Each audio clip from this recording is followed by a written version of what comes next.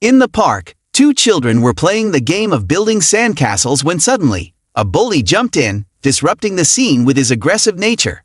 Since childhood, SetKang wasn't one to mince words. He went straight for the bully, leaping onto the seesaw and delivering a blow to the bully's nose, making him sit on the ground, crying and whimpering. Moments later, the bully called his older brother for revenge, but the outcome was still the same. SetKang fought back fiercely, leaving the bullies defeated. They didn't know that SetKang was the kindergarten boss, continuing his role as the primary school gang leader when he moved up to year 5. One day, while attending school, some high school students approached SetKang asking for money. Without hesitation, SetKang demanded they hand over all their money, threatening to beat them up otherwise. Whether it was a few eggs or a basketful, SetKang remained unfazed, even calling them food for thought. A teenager named AK tried to attack him but was smoothly dodged, ending up with a twisted face after SetKang's retaliation. AK's friend, Redhead, enraged, attempted to fight SetKang, only to receive a rock to the head, leaving the entire group defeated. It was this incident that led to SetKang being taken away by the authorities. Due to his young age, he was only given a warning, as his mother didn't want to worry. SetKang promised his mother he wouldn't fight again. Years later, SetKang was a high school student, often bullied by some delinquents in his class.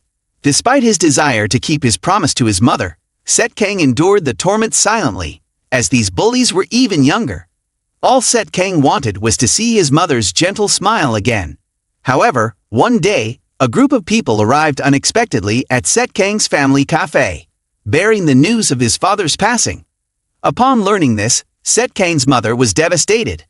After the funeral, SetKang transferred to another high school, where his homeroom teacher introduced him to the class, hoping they would help the new student. While some girls gossiped about SetKang's handsome appearance, one girl stepped forward, introducing herself as SetKang and asking for their help. SetKang's homeroom teacher arranged a seat for him next to a peaceful sleeper named Davang. Unexpectedly, even after changing schools, SetKang encountered the bullies from his old school during their outings. They tried to provoke him again, but SetKang just smirked, frustrating them.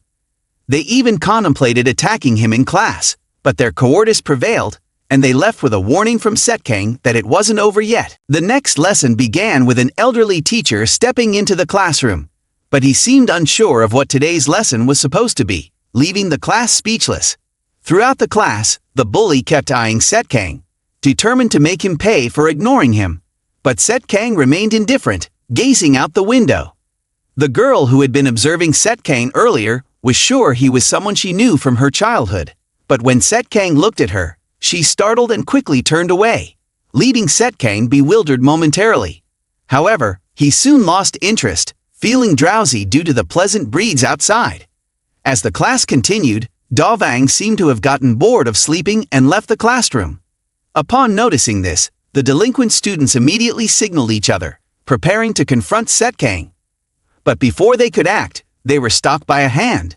It was the girl who had been eyeing SetKang. Sophie, the class monitor, wouldn't tolerate any disruption. However, at this moment, SetKang spoke up, telling her to step aside because those guys were his good friends. He reminded them of their past interactions, asserting his authority, which instilled fear in them. SetKang, who had previously endured silently, remembered his grandfather's advice to not be subservient to anyone. Moments later, Davang returned to class, assuming SetKang had been dragged away by the group. But to his surprise, SetKang was still peacefully asleep on the desk. Before that, the three bullies had been beaten up by SetKang. They quickly reported to their gang leader, who promptly entered the classroom, demanding to know who had fought his brother. Seeing everyone pointing toward SetKang's seat, the gang leader approached SetKang's desk, commanding him to wake up or face consequences. SetKang, annoyed by the interruption, found it discomforting. The gang leader, who arrogantly dubbed himself the school monster, Jongjin, intended to confront SetKang.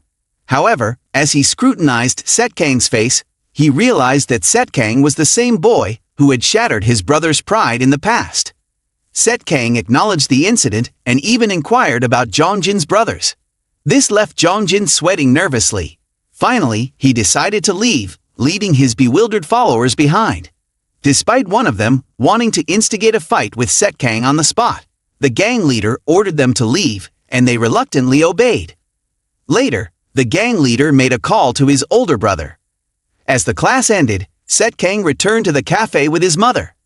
When she asked him about his day at the new school, SetKang assured her that everything was fine, reiterating his promise not to fight unless provoked. Before leaving, their chauffeur, Thomas, greeted them, reminding him not to cause trouble in front of the neighbors. After a brief apology, they departed, with SetKang's mother looking on with a contemplative gaze. A new day at Yongjin High School began, and even before anything happened, SetKang and Davang were already sprawled out on the desks, paying no heed to the teacher's lecture. These two young men continued their slumber from recess to class time, leaving Sophie at a loss for words with these two characters. Another class passed by unnoticed. This time, it was the turn of a burly, towering teacher to teach. He quickly noticed the two fellows snoozing at the back of the class. He slowly made his way down, causing everyone else to follow suit, all the while, the whole class muttering about these two special students. Pitiful, sleeping at this hour, true party animals, remarked the teacher as he pulled the ears of the two, startling them awake. Wow, Victor, last time I let you off because you had a tournament coming up. But this one, I've never seen before. Who are you? Queried the teacher. Class President Sophie immediately informed the teacher that SetKang was a new transfer student. The teacher then punished both for dozing off during class. Afterwards, they had to change into gym clothes and go out to the field to carry out their punishment. The two had to run 3 laps around the schoolyard. Whoever reached the finish line first would not be punished for their behavior today, while the loser would regret being born. Understood? The teacher asked. We hear you, sir. What's with the tension? They replied. Before SetKang could prepare, Davang, also known as Victor, ran ahead. SetKang immediately chased after him because losing would be too embarrassing. After running for a while, Victor suddenly accelerated, making SetKang extremely angry. Are you trying to challenge me, you star? SetKang asked angrily. Seeing the fear in the teacher's eyes, the punishment turned into a race between the two fierce students. They fiercely chased each other, whether it was a sharp turn or around the field. As they raced, they did not forget to taunt each other. The race ended with Victor, who was extremely surprised at SetKang's speed. That's quite a run, but your expression caught the teacher's eye too. This is the first time I've seen a student keep up with Victor's speed, commented the teacher. The scene shifted to the National Stadium, where thrilling sports matches took place, with athletes competing against each other. Currently, a wrestling final was taking place, with a blonde athlete appearing very fierce. However, he was no match for his opponent, a well-built gym-trained version. It was clear from the outset that he was in danger. The result was as expected, with the match ending in victory for Anban, the black-haired athlete whose real name was Groot Chang. After the match, he went to the sauna room to enjoy his victory and relax. Suddenly, the door was pushed open by Group's younger brother, who came to announce that SetKang had returned. Group was the chubby kid who had been kicked by SetKang when they were little and still held a grudge to this day. Back at Yongjin High School, the teacher was warning SetKang and Victor never to doze off during their classes again. Then he turned to SetKang and asked if he was in any sports team. SetKang replied with a curt no. Failing to get anything out of them, the teacher sent both of them back to their seats. At this moment, they were in the class of an elderly teacher whose lectures were slow-paced, making Victor and SetKang struggle to stay awake. Eventually, they both ended up with their heads down on the desk, fast asleep. True to form, they were excellent at it. Time passed quickly, and it was already afternoon. Meanwhile, Grook was standing at the gate of Yongjin High School, wondering why that pest was here. Group's unexpected appearance caught the attention of some people, and news of it quickly spread to the student council. Down on the field, Victor was doing his physical training when Group spotted him and asked where SetKang's class was. But Victor, put off by Group's impolite attitude, didn't respond and just kept running, injuring him. You deaf or something, you swine, Victor retorted, warning Groot to keep his filthy hands off him. Groot was taken aback by the challenge, wondering if Victor knew who he was. But all he got in return was a punch from Victor. However, Group was no pushover. Despite taking continuous blows, he still managed to grab Victor by the collar. "You're pretty good, but I'm Group Chang." "That means you're dead," Group threatened. Just then, the teacher suddenly appeared, forcing both of them to stop. Meanwhile, the root cause of the fight was still inside, undergoing a change. Elsewhere in the school, in the student council room, Johnson, the student council president, was present. Everyone knew why they were there. Group Chang had returned. Nobody knew why, but things were gradually getting more complicated. He was the source of all the trouble. Representing the national wrestling team was Group Chang, while Victor Chu was the national lightweight boxing champion. The PE teacher intervened just in time to prevent a brawl between the two. The student body was in an uproar, with everyone speculating about what had happened. The club captains of Taekwondo, Beizu, and Judo, Sampoi, were investigating the reason behind Group's return. It turned out that Group was here to deal with a new transfer student named SetKang. As the school day ended and the students dispersed, SetKang stepped outside to find his driver, Bot, asleep. He woke him up, and Bot greeted him cheerfully, apologizing for falling asleep. SetKang instructed Bot to take him back to his previous location. Unbeknownst to SetKang, the class president had inadvertently witnessed this interaction between him and the Scarface driver. As SetKang got into the car, he instructed Bot to take him back to his old place. Shortly after, the car parked in front of SetKang's mother's cafe.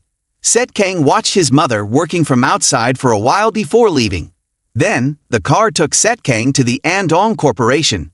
As he stepped out of the car, more than 10 people in black greeted him respectfully.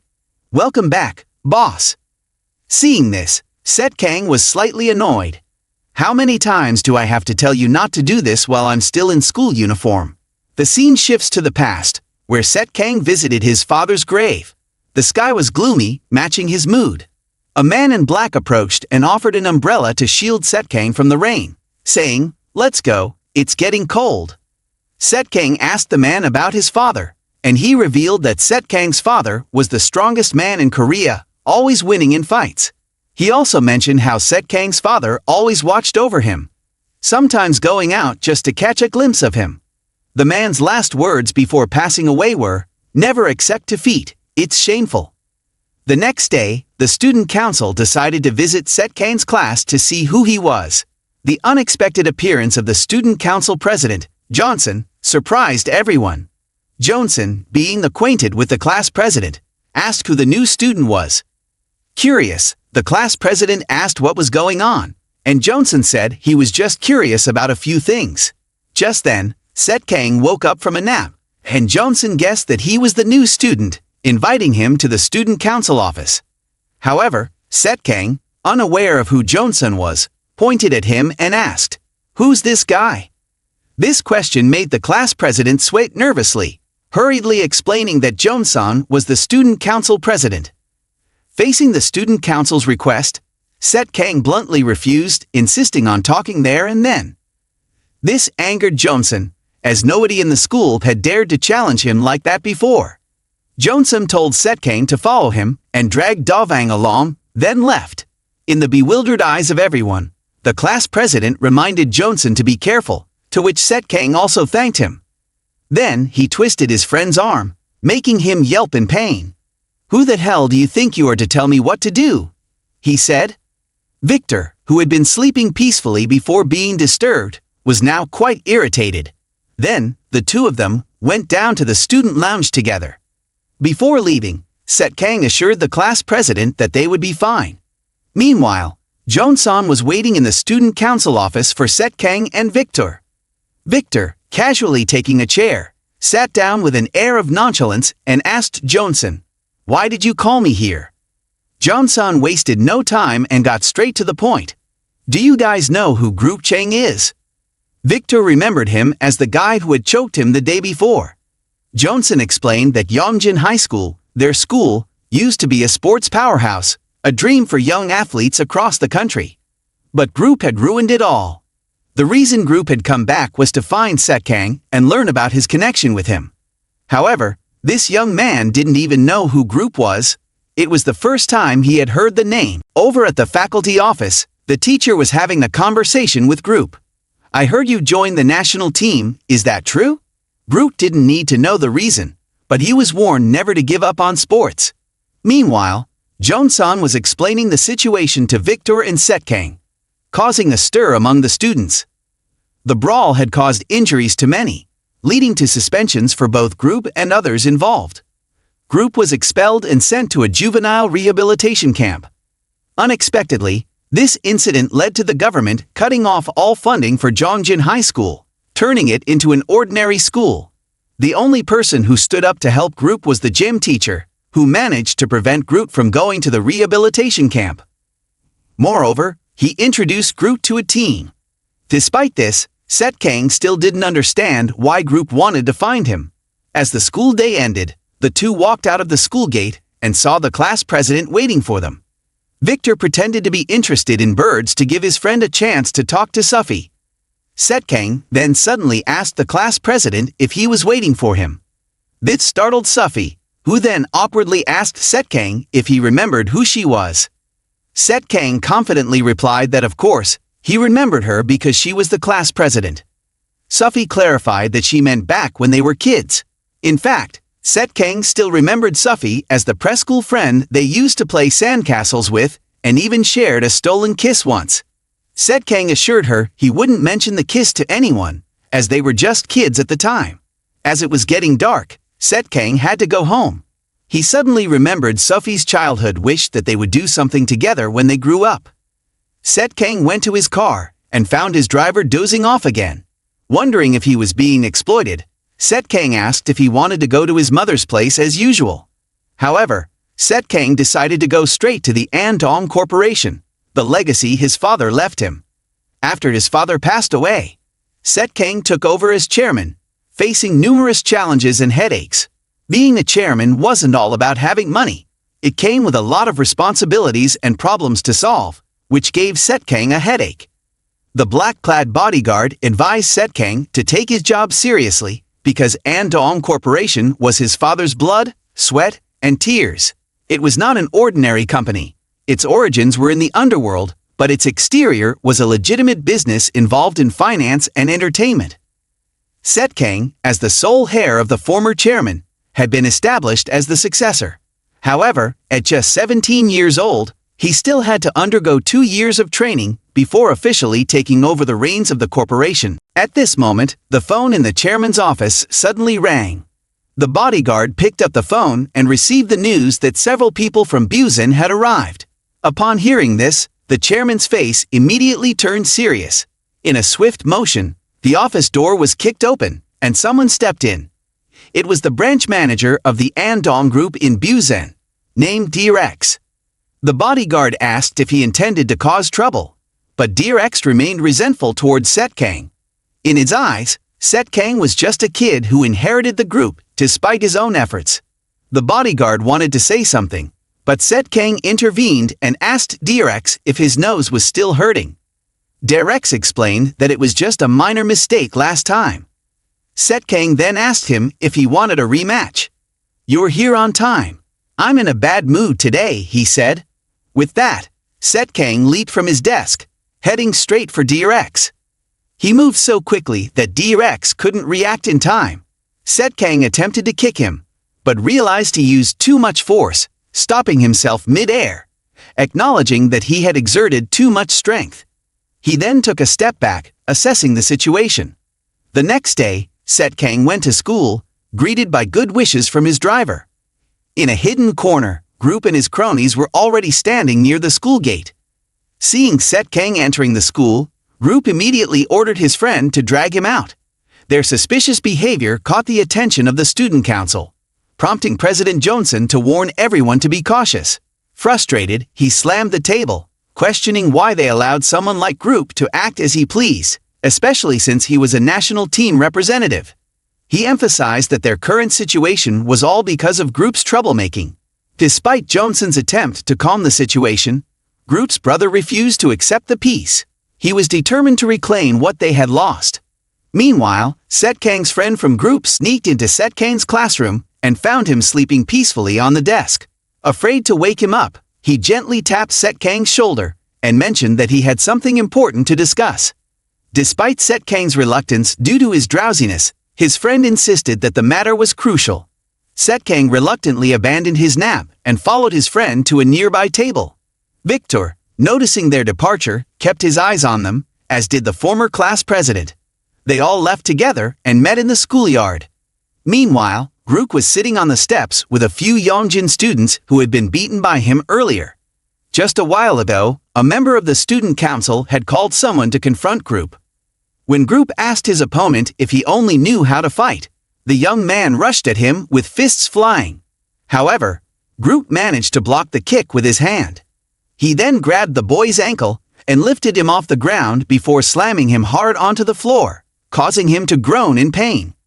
Just as Groop was about to break the boy's legs, President Johnson intervened in time.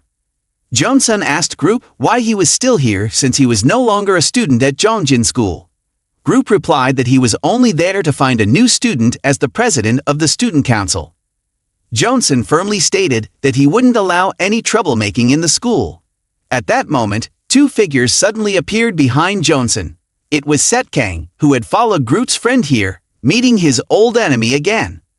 Groop's eyes immediately flashed with anger, while SetKang greeted his acquaintance with a smile. As Groop strode forward to confront SetKang and settle their old scores, President Johnson intervened once more. He declared that he wouldn't allow SetKang to cause trouble in the school. However, SetKang pushed the student council president aside, warning Groop that if he had come all the way here to find him, he wouldn't be able to avoid a confrontation. Concerned about the potential trouble these two could cause, President Johnson anxiously looked on. Both of them could create chaos for the school. SetKang reassured Johnson that nothing would happen. Then, he approached Groop and suggested they go to the gym because it wasn't suitable to talk here. The two stepped into the ring, ready to exchange punches and play by the rules.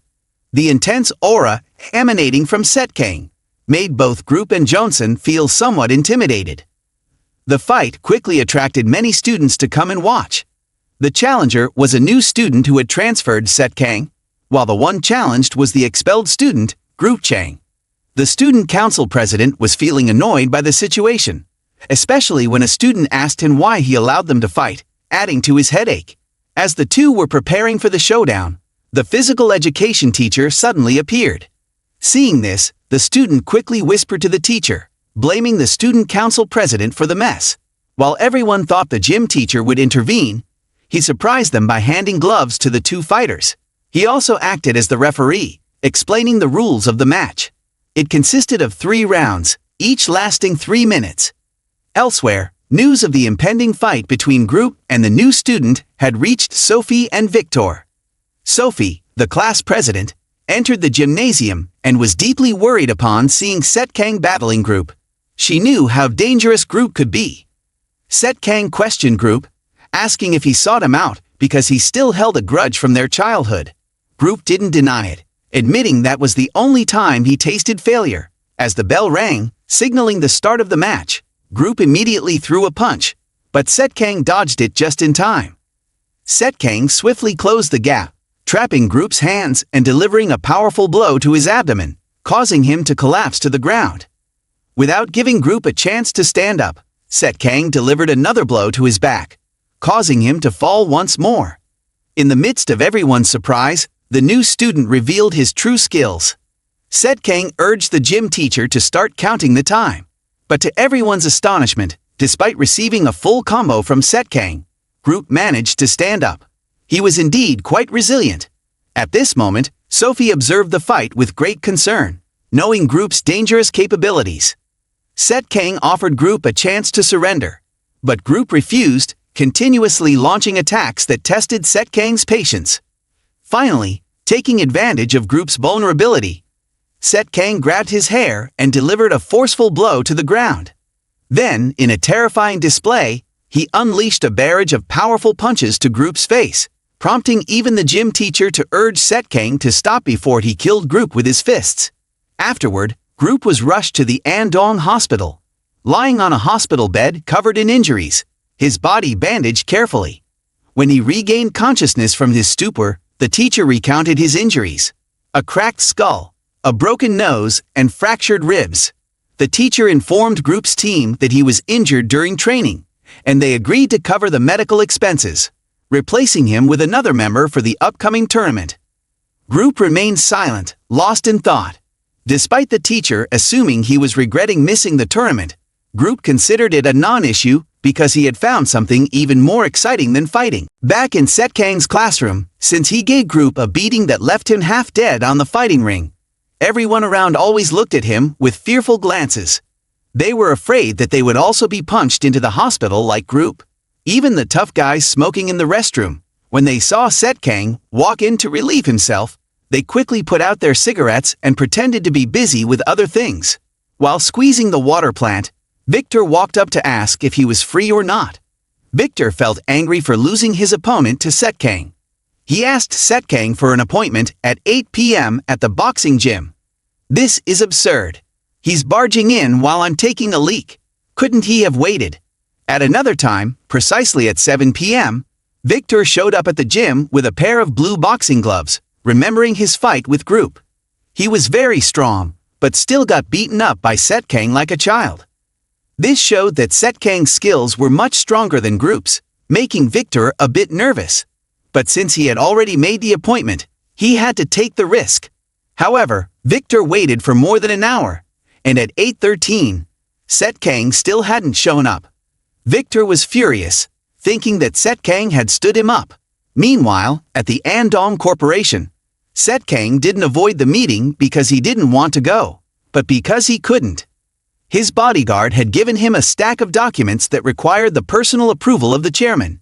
Even though SetKang said he had an appointment with a friend, the bodyguard insisted that he couldn't go anywhere until he finished. The next day, Victor was still angry, so he took it out on a sandbag in the boxing gym. Victor's uncle saw him training so diligently and advised him not to push too hard since there was no tournament coming up, and not many people were interested in boxing anymore. Why don't you switch to another sport? You're not just doing boxing for the money. You made a promise that needs to be fulfilled. To become a world champion, you must strive relentlessly from now on, advised Victor's uncle. Hearing this, Victor just sighed, and his uncle stopped giving advice. Victor told his uncle not to worry because he had a tournament coming up. After Victor left the training room, a black car pulled up outside the gym. A group of men in black got out and started discussing how the boxing gym was highly valued. As Victor jogged back to school, he walked into his classroom and saw SetKang sleeping soundly. This made him angry, so he walked up and kicked SetKang's chair to wake him up. SetKang, still groggy, asked why someone was waking him up when it wasn't even 7 a.m. and the person wasn't his alarm clock. Finally realizing it was Victor, the person who kicked his chair, SetKang stood up to face him and declared, "I've never been afraid of anyone, including you. If you want to fight, I'm game." This statement angered Victor, who threw a punch at SetKang's face, but SetKang effortlessly blocked it with one hand. Victor continued to throw a series of punches, all of which were deftly dodged by SetKang.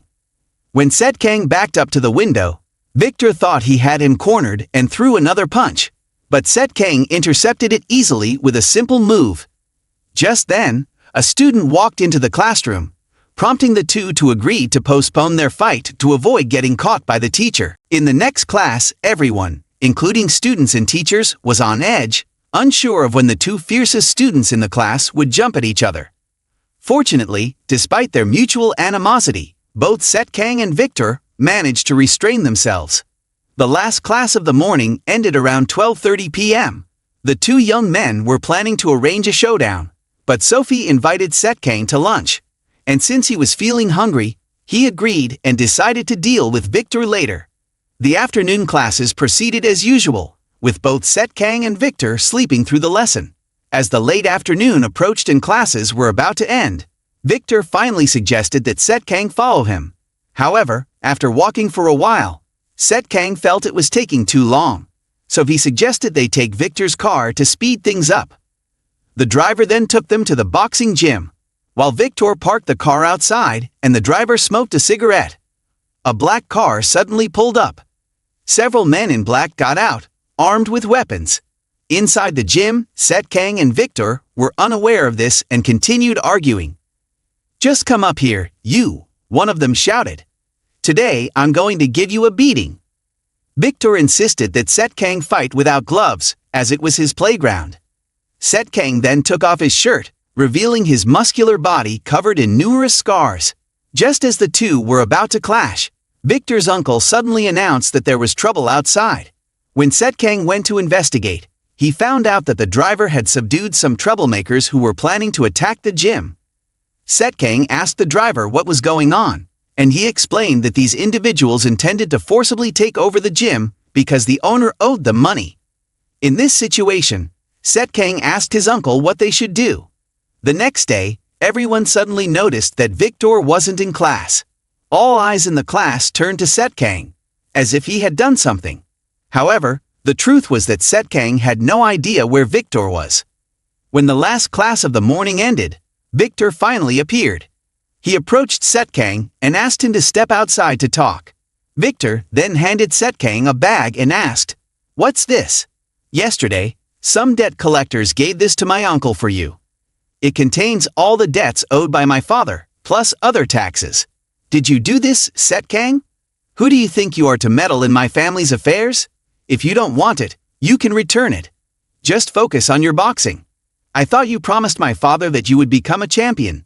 But there's one more thing. Tell me whenever you want to fight. I'm always ready." Afterwards, SetKang left, leaving Victor looking lost, staring at SetKang's departing figure without knowing what to say. Just as SetKang was about to leave, he encountered Sophie, the class monitor, peeking over the wall. It turned out that Sophie was worried that he and Victor would get into a fight. SetKang asked Sophie if she was concerned about him causing trouble, which made her blush. She explained that, as the class monitor, it was natural for her to care about her classmates. SetKang reassured her that he wouldn't fight in the classroom. As they parted ways, SetKang couldn't help but feel touched by Sophie's kindness and concern. Their conversation was noticed by Johnson, the class president. "That rascal should know his place," he muttered to himself. "He should know his limits." In another place, the branch manager of Andong Corporation in Busan DRX was kneeling before an old man. The old man was the third-generation leader of the Midokiri Jin Black Society. "You have truly disappointed me, DRX," the old man said. "I apologize, sir. Please give me another chance," DRX pleaded.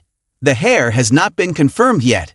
If you help me, the takeover of Andong Corporation will be just a matter of time." "I heard that kid is still very young," the old man remarked. "Although young, if he's been chosen as the heir, then you're in trouble. Be careful, but he's still just a kid. You need to find his weaknesses." Upon hearing this, DRX immediately thought of SetKang's mother. The next day, the captain of the Taekwondo club, Beizhu, unexpectedly led a group of people into SetKang's classroom to find him. This group had previously been beaten up by group. Beizhu loudly asked who the new student was, to which SetKang didn't hesitate to raise his hand. "Are you the one who defeated group?" Beizhu asked. "Come out with me." But SetKang refused to comply, unwilling to do what others told him to. At that moment, a tall, dark, and smelly man walked into the classroom and said to Beizhu, "Don't touch the new student. He will join our judo club. As for you, ask for permission." Inside the classroom, arguments were escalating, while outside, two other groups of people were eyeing each other menacingly. One was led by Damien Cha, the wrestling club captain, and the other by Scott Choi, the kendo club captain. SetKang rubbed his head, wondering what was happening. This class is really chaotic, he thought. I can see my childhood friend is about to lose it. The class president hurriedly told them to take their argument outside. As these two club captains tried to recruit SetKang, he remained uninterested. Eventually, when the physical education teacher appeared, they dispersed. Later, the PE teacher called SetKang to the faculty room to talk. "I'm sure you know about the origin of our school, which is for athletes. You should try a sport," he suggested. "Do you know Group Chang, the one you defeated the other day? He was once like you. Everyone wanted him in their club, which led to a sad incident in the past. I don't want history to repeat itself with you. If you don't have time for sports, who does? It's the lower grade students who need to hear these words, not you. The teacher then asked them not to bother SetKang anymore, as he wouldn't be friendly if they continued. But Johnson, the class president, overheard their conversation as he walked past the faculty room. He considered SetKang a proud student and decided to teach him a lesson. "This isn't the head student's day, is it? Our respected student council day," Johnson remarked. "Which wind brought you here? I need you to handle someone." The next day, SetKang went to school as usual, only to be unexpectedly attacked from behind with a stick, knocking him unconscious. When he regained consciousness, he found himself in an abandoned warehouse surrounded by several delinquent students wielding makeshift weapons. One of them kicked SetKang in the back and ordered him to wake up, but instead of getting angry, SetKang felt oddly cheerful. Seeing that SetKang wasn't afraid, the leader of the group became furious. The one who had kicked SetKang moments ago swung his stick again, trying to catch him off guard, but SetKang swiftly turned around and punched him, breaking his hand and causing him immense pain. The guy screamed in agony as his fingers twisted unnaturally, a gruesome sight to behold. SetKang followed up with a few more punches, knocking him out cold. After defeating him, SetKang asked who they were, but then decided he didn't care. Regardless, he dealt with all of them. At that moment, the delinquent students had surrounded SetKang, preventing him from escaping. The leader shouted insults and ordered his gang to attack SetKang. However, SetKang remained calm as he fended off each opponent with precise strikes, rendering them unable to fight back. One of the thugs attempted to restrain SetKang with a chain, but SetKang swiftly disabled him with a well-placed jab. Seizing the opportunity, SetKang disarmed the assailant and taunted the rest of the gang, daring them to come at him with all they had. Enraged by SetKang's defiance, the leader ordered his followers to grab various weapons from a nearby crate, including wooden and metal rods. They charged at SetKang, but he calmly dodged their attacks and incapacitated them one by one. However, overwhelmed by their sheer numbers, SetKang was caught off guard and subdued from behind by one of the thugs. Another assailant raised a rod to strike him, but SetKang retaliated by kicking him in the face, causing him to stumble back into the wall in pain. Inadvertently, SetKang was struck from behind with a rod, but this only fueled his fury further. Soon, all the delinquent students lay defeated on the floor, leaving only the trembling leader standing before SetKang. Approaching the leader, SetKang grabbed him by the collar and demanded to know who was behind the attack. Meanwhile, elsewhere, Johnson, the head of the delinquent group, was anxiously waiting for a call from his henchmen when SetKang suddenly appeared, causing him great alarm. Johnson broke into a sweat as SetKang grabbed him by the hair and forcefully pressed his head against the table, demanding answers from Johnson about why he had ordered the attack. SetKang's interrogation was interrupted by Sophie, who needed to speak with the student council. SetKang decided to temporarily let Johnson go, telling him he was lucky today. Afterward, he left the room, blood still trickling from the wound on his head, passing by Sophie without offering any explanation. Sitting solemnly in the classroom the next morning, Sophie couldn't shake off the sadness from the events of the previous day. She wondered why SetKang had acted the way he did towards the student council president. Outside the school gate, SetKang was being chauffeured by his uncle, who had even arranged a team of formidable bodyguards to protect him, claiming it was necessary due to recent incidents at the Busan and Pohang branches of the organization. SetKang found the idea of having bodyguards at school excessive, but his uncle assured him they would remain outside the school premises, ready to respond in case of emergency. Finally relenting, SetKang accepted the arrangement and proceeded to class alone. Sophie noticed SetKang's presence but remained silent, still troubled by yesterday's events. As SetKang sat down, Victor, his friend, taunted him about the previous day's altercation with Johnson. SetKang calmly explained the situation, but Victor continued to provoke him. Suddenly, the school's public address system announced SetKang's presence was required in the principal's office. Confused, SetKang asked Victor where the principal's office was, but Victor avoided the question and instead asked if SetKang had caused trouble with Johnson. Victor revealed that Johnson's uncle was none other than the school principal, Jongjin and his father owned the school. Victor warned SetKang to be careful around Johnson, but SetKang remained indifferent. Upon reaching the principal's office, SetKang found 4 people waiting for him. The physical education teacher, his homeroom teacher, Johnson, and a man introduced as Principal Kevin Shin, Victor's uncle. Principal Shin questioned SetKang about the numerous incidents since his arrival at the school, including 3 cases of school violence and the public altercation with the student council president. Without hesitation, Principal Shin announced that SetKang was officially expelled from the school, a decision endorsed by the student council president. While his teachers expressed reluctance, they couldn't oppose the principal's decision. Johnson smirked, implying it was the consequence of SetKang's actions. However, SetKang remained unfazed, even chuckling softly.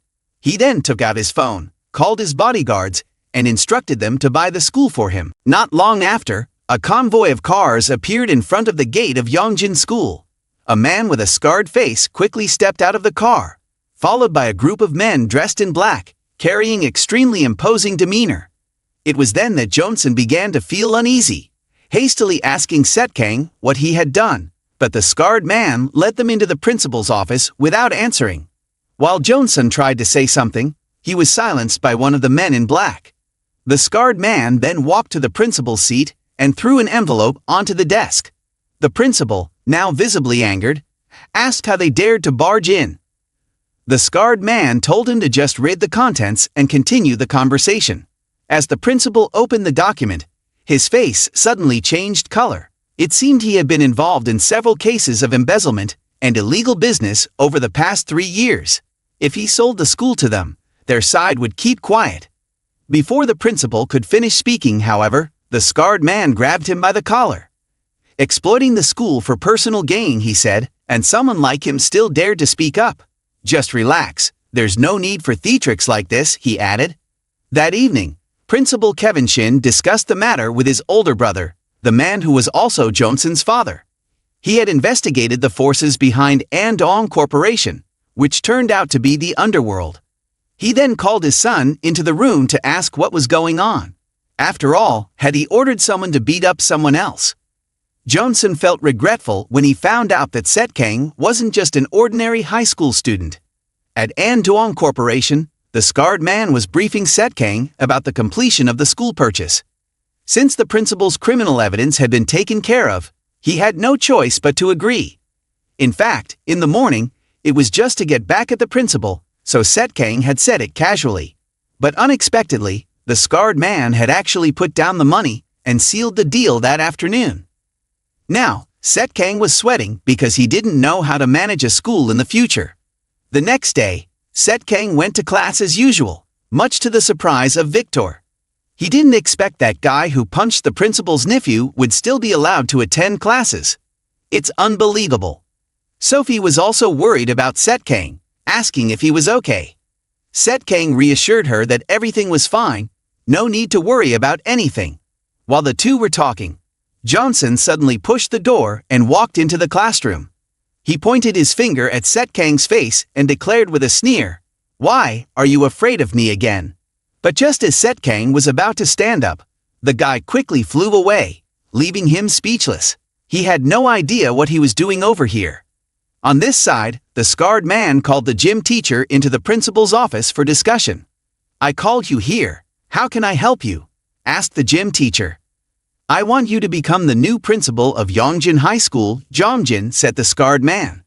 This decision was made by the new owner of the school. The gym teacher was shocked to suddenly be made principal. Time passed quickly, and it was already late afternoon. Johnson had contacted a group of hoodlums and thugs. He wanted to hire them to kidnap SetKang. The gang readily agreed, thinking it was just about targeting a high school student. But when they discovered that SetKang was the target, they immediately turned the car around. They hurriedly returned the money to Johnson, and each of them quickly dispersed, not wanting to be involved. Johnson was furious and couldn't understand why SetKang had to be feared so much. But soon he saw SetKang being escorted by a group of imposing bodyguards, and only then did he truly feel afraid. He realized it was too late, if only he had realized earlier. In his spare time, if SetKang didn't go to the company, He would go to his mother's cafe. SetKang felt curious why his mother didn't live with his father, but she seemed to avoid answering this question directly. She told SetKang that she would tell him when the time was right, but as she watched her son leave, her eyes betrayed a hint of worry, as if they held many secrets from the past that couldn't be spoken of. Let's live separately for now. Not that I want to be away from you, but we have to do this for our son. SetKang's mother reminisced about the past, but before she could dwell on it further, some people entered the cafe. To her surprise, the leader of the group was D-Rex. It had been a while since they last met. Meanwhile, SetKang was on his way to school, unaware of anything happening. He had instructed the gym teacher to take up the position of principal. After becoming a regular school again, the school had begun drowning in debt. He was planning to invest over $3 million into it, but the problem now was to make the school return to being the sports school as before, on the condition that his students attract media attention. Namhan was a country where money was power, and they had a lot of money. During the teacher's class, he looked as if he were about to collapse. SetKang was peacefully sleeping when suddenly his phone rang, waking him up. He answered and asked who was calling. The voice on the other end greeted him affectionately, but SetKang didn't recognize it.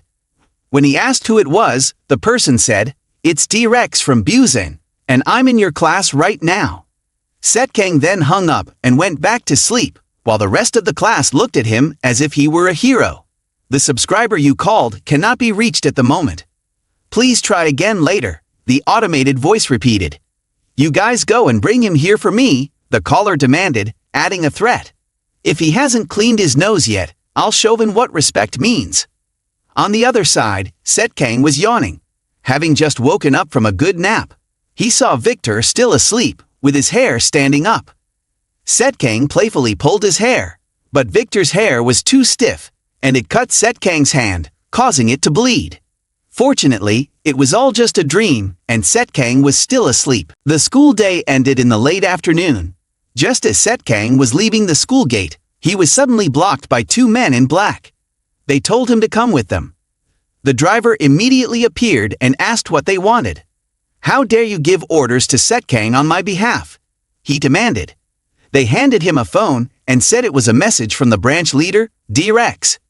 When SetKang looked at the phone, he was furious because the person in the video was his mother. They had kidnapped her, and SetKang was enraged.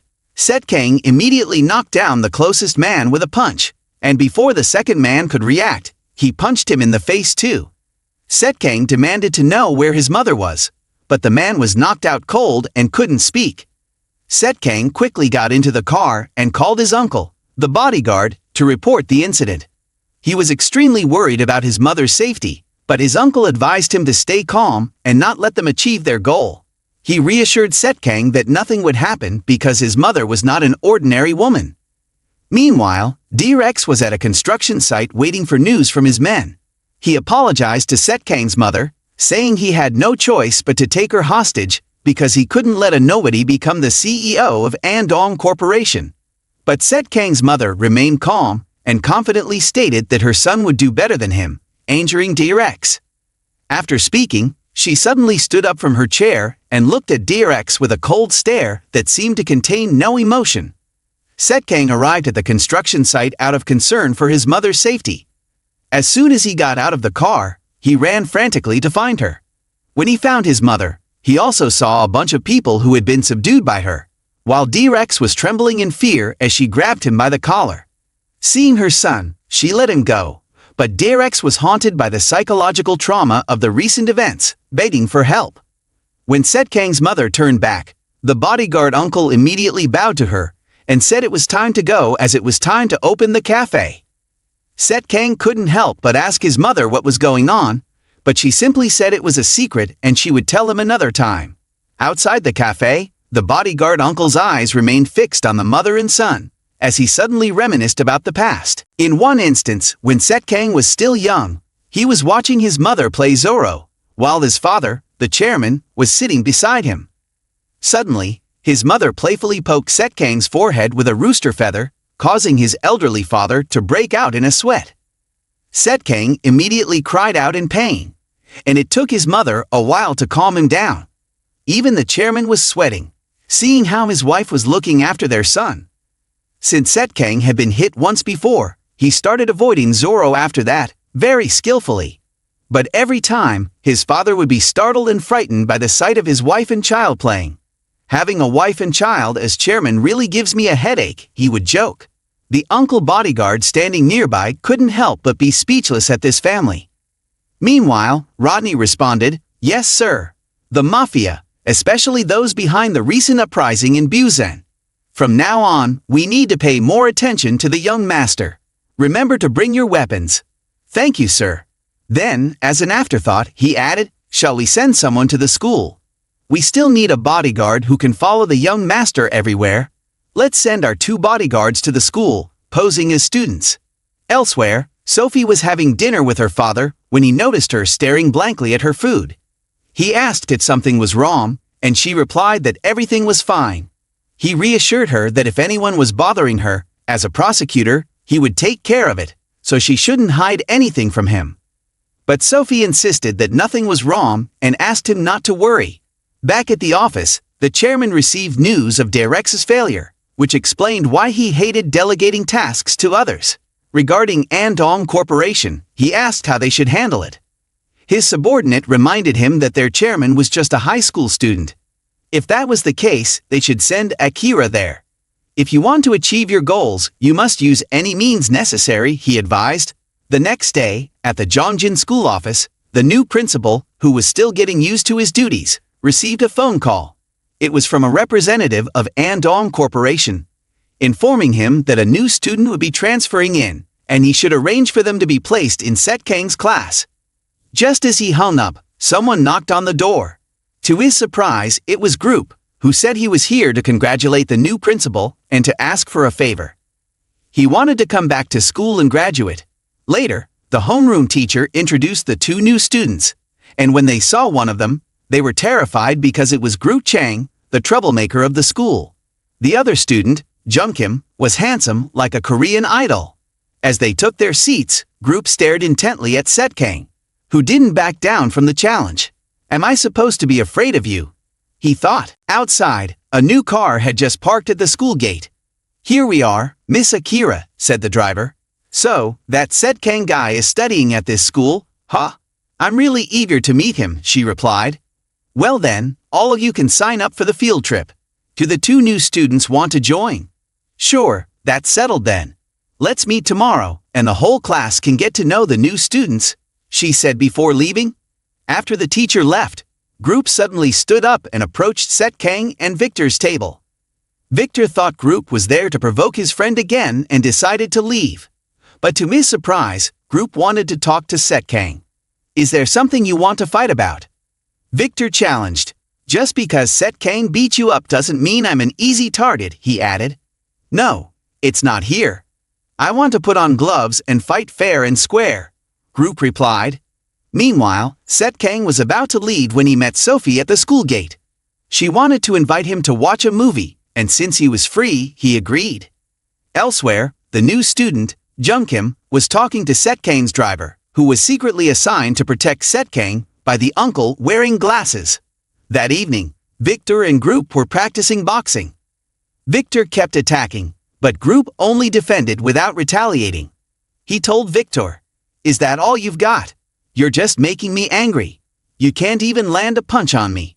Despite occasionally getting hit by Victor, Group remained calm and defensive. Back at the movie theater, SetKang and Sophie were watching a scary movie. Sophie got scared and grabbed onto SetKang's sleeve, causing him to hold her hand, which made her jump in embarrassment when he let go. After the movie ended, Sophie was about to leave when SetKang suggested they go eat, saying it was common to grab a bite after watching a movie. They ended up going to a fancy restaurant, where SetKang assured her that she wouldn't have to worry about the cost because it was owned by his family's company. "Don't worry, you can eat as much as you want. I won't let you pay," he said. "Honestly, I'm a bit jealous." "Do you think I'm just bragging?" he added. "No, it's not just that. I'm also a bit envious," she replied. "So, when should we plan our next date?" SetKang asked.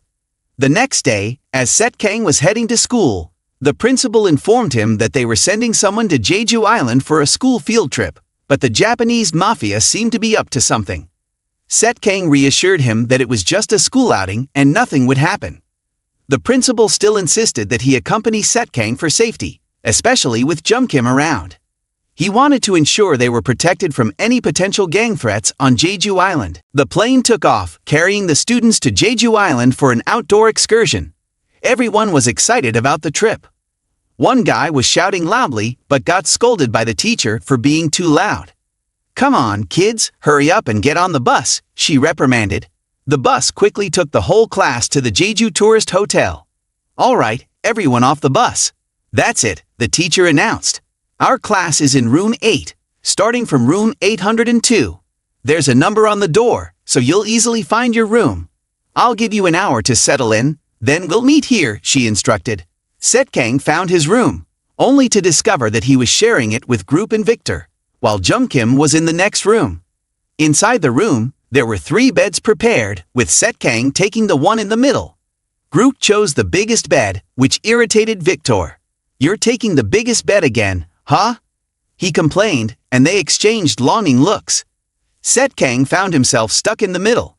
The chosen destination for the trip was Zuzingjioli, where the class had a few hours to explore before gathering at the bus to return to the hotel. By 3 p.m. Sophie asked SetKang if he wanted to go somewhere together, and they decided to stroll along the bridge. Meanwhile, outside, Victor was lying back on the grass when he was bothered by some loud noises. It turned out to be a group of Chinese students chatting loudly. Back on the bridge, SetKang and Sophie bumped into the Chinese group, who started teasing Sophie.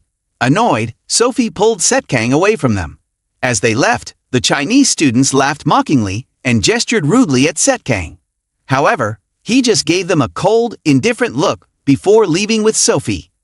Once they were out of earshot, Sophie asked SetKang if he could speak Chinese. He explained that he had lived in China for a few years due to his father's job, so he hadn't forgotten the language. Sophie inquired about what the guys had said earlier, but SetKang told her not to mind them. Later, when SetKang returned to the Chinese group, he smiled warmly at them, appearing friendly. However, he quickly made an excuse to leave, saying he needed to use the restroom. As he walked away, he apologized for the inconvenience and suggested they take some photos of the beautiful scenery nearby. On the bridge at this moment, the group of Chinese students had just been roughed up by SetKang, their gang leader questioning what had happened. "There was a Korean guy who beat us up. Just one guy, and we couldn't even fight back. Don't you feel ashamed? Everyone, find that guy and bring him to me. We must get him because of this," he demanded. Meanwhile, elsewhere, the Chinese students suddenly noticed Victor lying asleep on the grass. One of them approached and kicked Victor's leg to wake him up. Startled from his sleep, Victor didn't hesitate to jump into action and engage them. "You've been barking quite a bit. It's time to deal with you," Victor said as he fought back. In another location, Group was quietly enjoying the scenery when they were confronted by the Chinese students. "Did he beat you up?" they asked, but Group remained silent, not responding. An angry member of the Chinese group attempted to attack, but Group swiftly dodged and countered, wrestling him to the ground. Seeing this, the rest of the Chinese group hesitated, not daring to engage further. A while later, all the students from classes 1 to 3, including Victor and Group, returned to the bus. Of course, before boarding, the two of them scolded the Chinese students. Jumkim, engrossed in conversation with the driver, had forgotten the time and was scolded by the teacher for smoking. "You're just a high school student, how dare you smoke? Do you know how harmful cigarettes are? Just because you're of age doesn't mean you should," she reprimanded. Despite this, she forgave him this time. Phew, that's a relief, Jumkim thought, feeling lucky. "Oh Mom, this uncle is so strange. Don't stare at people like that," he said, embarrassed.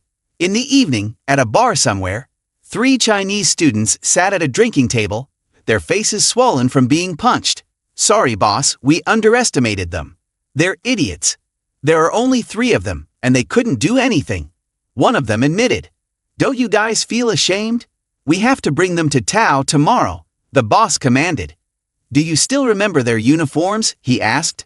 Meanwhile, elsewhere, the driver had arrived at a restaurant to visit an old acquaintance on Jeju Island. It's been a while, bot. Yoeun, the man in question, was the branch manager of Andong Corporation on Jeju Island. Jeju's specialties enjoy, he said, offering the food. Looks delicious, thank you, replied the driver. Seems like you're having a hard time with a young master, he remarked. I heard DRX went crazy because the young master became the chairman. He said he got roughed up by him again. Anyway, it's been tough, so eat up. Thanks for the meal, the driver expressed gratitude. You live in a beautiful place and have such good food, he commented. Jeju used to be really beautiful, but now the Chinese have occupied it. The three organizations are still trying to invade our territory. You should talk to Peter. We still don't have official information, but they're quietly using financial power to manipulate us. We still can't catch them red-handed. The boss's son is here, but he's just traveling with the school, so there's no need to worry. The young master is also traveling with the school here, hoping everything will be fine. Do you want to have a drink with sashimi? The driver asked, but he declined, saying he had to take care of the young master. Just a little drink, he insisted. Everyone was happy to see you again, the driver noted. Okay, I'll have just a little, he finally agreed. The next day, the Chinese group found the bus of classes 1 to 3. Boss, I've spotted their bus. I'll keep an eye on it, one of them reported. Prepare to climb Holison Mountain. We'll hike for 5 hours then come back here. If it gets too difficult, just stay put, no wandering around, the boss commanded. Boss, they disembarked, another reported. I'm still tailing them. Later, Victor and group were strolling when suddenly, they encountered the group of Chinese students from the previous day, blocking the path. What do you guys want? Victor asked. It's okay, Sophie, you step back, said Victor. Looks like they're here for me. Then, SetKang approached them and followed them. Upon arrival, he saw Victor and group. Quickly, the boss of the Chinese students appeared and asked a member who knew Korean to translate his words. Tao feels ashamed because Tao's men lost to you Koreans. Tao will challenge you solo. Who's stepping up first? Victor turned to his two friends. This time, let me go first. I'll show them some manners. Victor swiftly threw a surprise punch, but his opponent dodged it and countered with a punch to his stomach, causing him to double over and fall to the ground. Surprisingly, the boss knew Chinese martial arts, making the fight challenging. Watching this, Group and SetKang realized it wouldn't be easy like the previous encounter. The next one to step up was SetKang. He jumped and attacked with lightning speed, but his opponent agilely dodged his moves. Despite his bulky stature, the boss moved swiftly, nearly landing hits several times. With just a kick, the boss pushed SetKang back 10 meters. However, SetKang felt exhilarated with each blow, relishing the challenge. Meanwhile, Sophie ran to find their homeroom teacher and recounted what was happening. The driver and Jungkim, seeing this, realized something was amiss. Is it the young master? The driver wondered, hoping it wasn't. At that moment, SetKang and the Chinese boss were still exchanging blows, with the boss demonstrating formidable martial arts skills. However, neither side could gain the upper hand, leaving everyone in awe. The driver and Jungkim arrived, astonished by their combat skills. Are they really students? Jungkim marveled. The young master almost defeated Peter once. Back to the fight, the boss was hit in the stomach by SetKang, causing him to stagger back. Seizing the opportunity, SetKang grabbed his collar and headbutted him hard on the forehead. However, just as SetKang was about to finish him off, an elderly man with a ponytail intervened, resembling a character from a forest-themed movie. You lose. Step aside, he ordered SetKang. If the young master gets injured, it'll be troublesome for me. Be quiet. How can I lose to these Koreans? SetKang retorted. Taking advantage of their distraction, SetKang charged forward and delivered a powerful punch to the boss's face, nearly knocking him out. But once again, the elderly man intervened, preventing SetKang from finishing him off. Witnessing this, the driver and Jungkim quickly appeared. The driver brandished an iron rod, while Jungkim had a concealed knife in his shirt sleeve. The elderly Chinese man became alert and asked who they were, but they remained silent. As they approached, SetKang blocked them. They act like I'm going to lose to this guy, SetKang muttered. SetKang once again charged at him, exploiting the elderly man's weakness, and successfully knocked him out. The field trip ended, and SetKang returned to the Andong Corporation. I thought he said he wouldn't cause trouble, and both of them advised him to pay attention to his actions. So the idea was if he was attacked, he should run away. Why did I have to run into trouble because of their intervention? At this point, the two Chinese kids were in the hospital, nursing various injuries, bandages wrapped around them. I was there to visit them. I won't let you off the hook. Hankwok, you guys wait for Andong Corporation. One of them said angrily. You bring trouble wherever you go, the other one added. You're just like a bad omen, the main guy said. The next morning, a new school day began. Today, both Victor and Grook didn't go to school. They were busy training in Victor's boxing gym. After witnessing the terrifying strength of the Chinese students, they wanted to become stronger themselves. In class, the homeroom teacher announced a new student, another green bean. Why do new students keep coming to this class? Someone asked. The teacher introduced the new student, a Japanese girl. The boys immediately erupted into excitement at the sight of a pretty face. Hi, I'm Akira. I hope you'll help me, she said. Report back to the chairman. She has successfully infiltrated, someone whispered. Remind her to be extremely careful. If that scumbag disappears, we'll invade Hankwok, another added. The class was going crazy with excitement because the new student was a foreigner, and she had a doll-like face. However, Sophie noticed that Akira's eyes were always on SetKang. Could Akira be interested in him? Sophie suddenly stood up and ran over to SetKang's seat amidst everyone's astonishment. Do you want to go for coffee with me? Let's go eat something delicious, she said to him. Watching their silhouettes leaving the classroom, Akira remained calm, smiling. It seemed like she had some kind of plan. Shortly after, while Sophie was chatting with SetKang under the schoolyard, Akira suddenly approached them. I heard you're the class president. I'm not very good at Korean, so can we get acquainted? She asked. Is he your boyfriend? SetKang didn't hesitate to answer. Yes, that's right. You two chat happily. I'll leave now, he added. Sophie was delighted because SetKang had referred to himself as her boyfriend. Why are you here today? Her mother asked later. It's been a while since you came. Are you on a break from school? Her mother continued, Today, a new Japanese student transferred to your class. She must be very pretty, right? It was the first time she mentioned a girl, so her mother didn't object. She seems quite mysterious. She gives off the same vibe as you, she added, her eyes suddenly becoming very serious. The next day, the lock on the top floor of the school had been broken, and the one responsible was none other than Akira. She was standing high above, silently observing every move SetKang made, eager to see how he would escape her grasp this time. After speaking, Akira pulled up her skirt, concealing something underneath. As she assembled the components together, it turned into a weapon. However, before Akira could act, someone appeared on the rooftop. If you stop now, I'll pretend like nothing happened, the newcomer said. It was SetKang's mother. Akira immediately unleashed her energy towards her, but was easily caught by the woman's hand.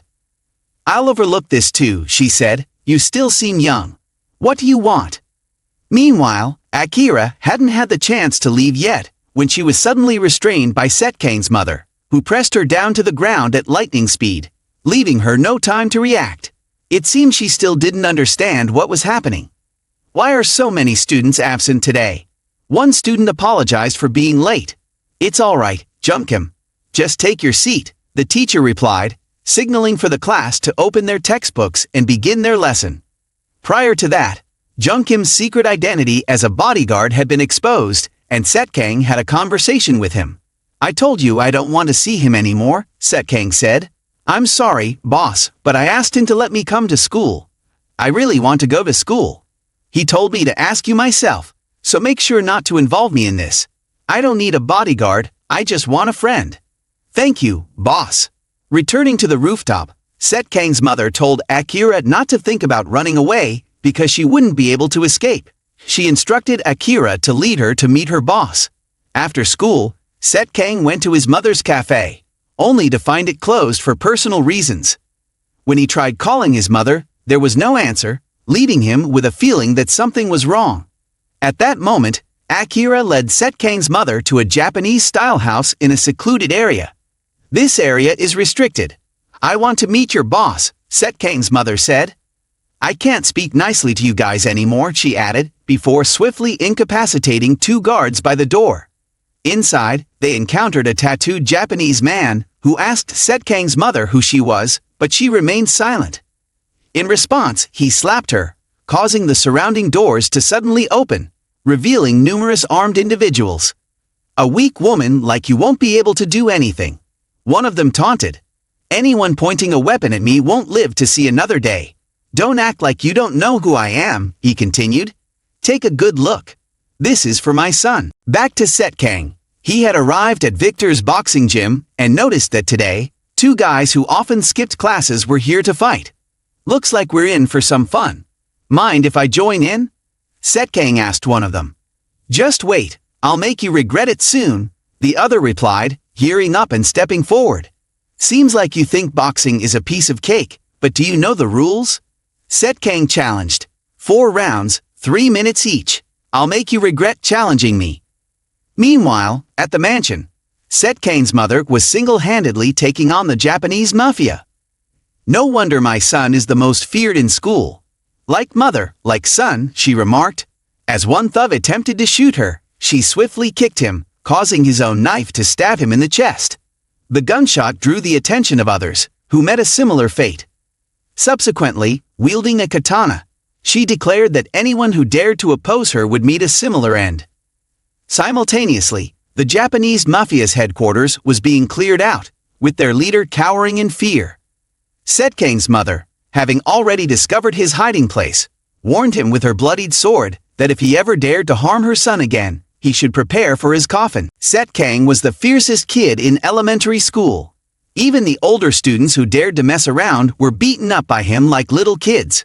When he entered high school, SetKang inherited the underworld syndicate from the old man, becoming the chairman. Handsome on the outside, loaded with money on the inside. In the previous part, SetKang's mother single-handedly cleared out the Natben Mafia gang.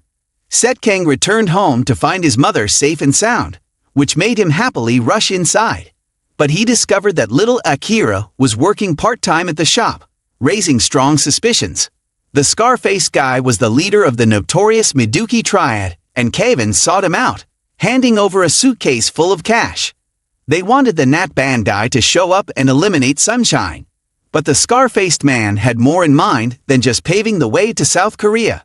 He wanted their help to smuggle contraband goods, a request they agreed to.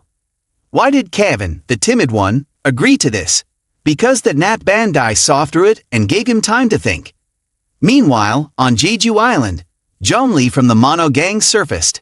He had been hiding in the shadows for too long and now wanted to know who had messed with his little brother. Jack, who was at the company, received a call, the voice on the other end gasping for breath. With just a few words, the caller passed out. Jack, upon hearing the name of this gang, fell into a moment of contemplation. But his nature was not to be trifled with. If he just touched a finger on the caller, they would bury all their hideouts. At this moment, SetKang was sitting peacefully in class when he noticed Akira had just arrived. The look in the kid's eyes was nothing short of demonic, sending chills down SetKang's spine and causing him to drop his bag. He immediately wanted to step out for some fresh air. He observed 2 people walking together, with little Sophie lurking behind, trying to eavesdrop. Meanwhile, SetKang was confronting the kid who had inexplicably shown up at his mother's cafe. Speaking softly, SetKang couldn't get a word out of the kid, which infuriated him to the point where he wanted to force an answer out.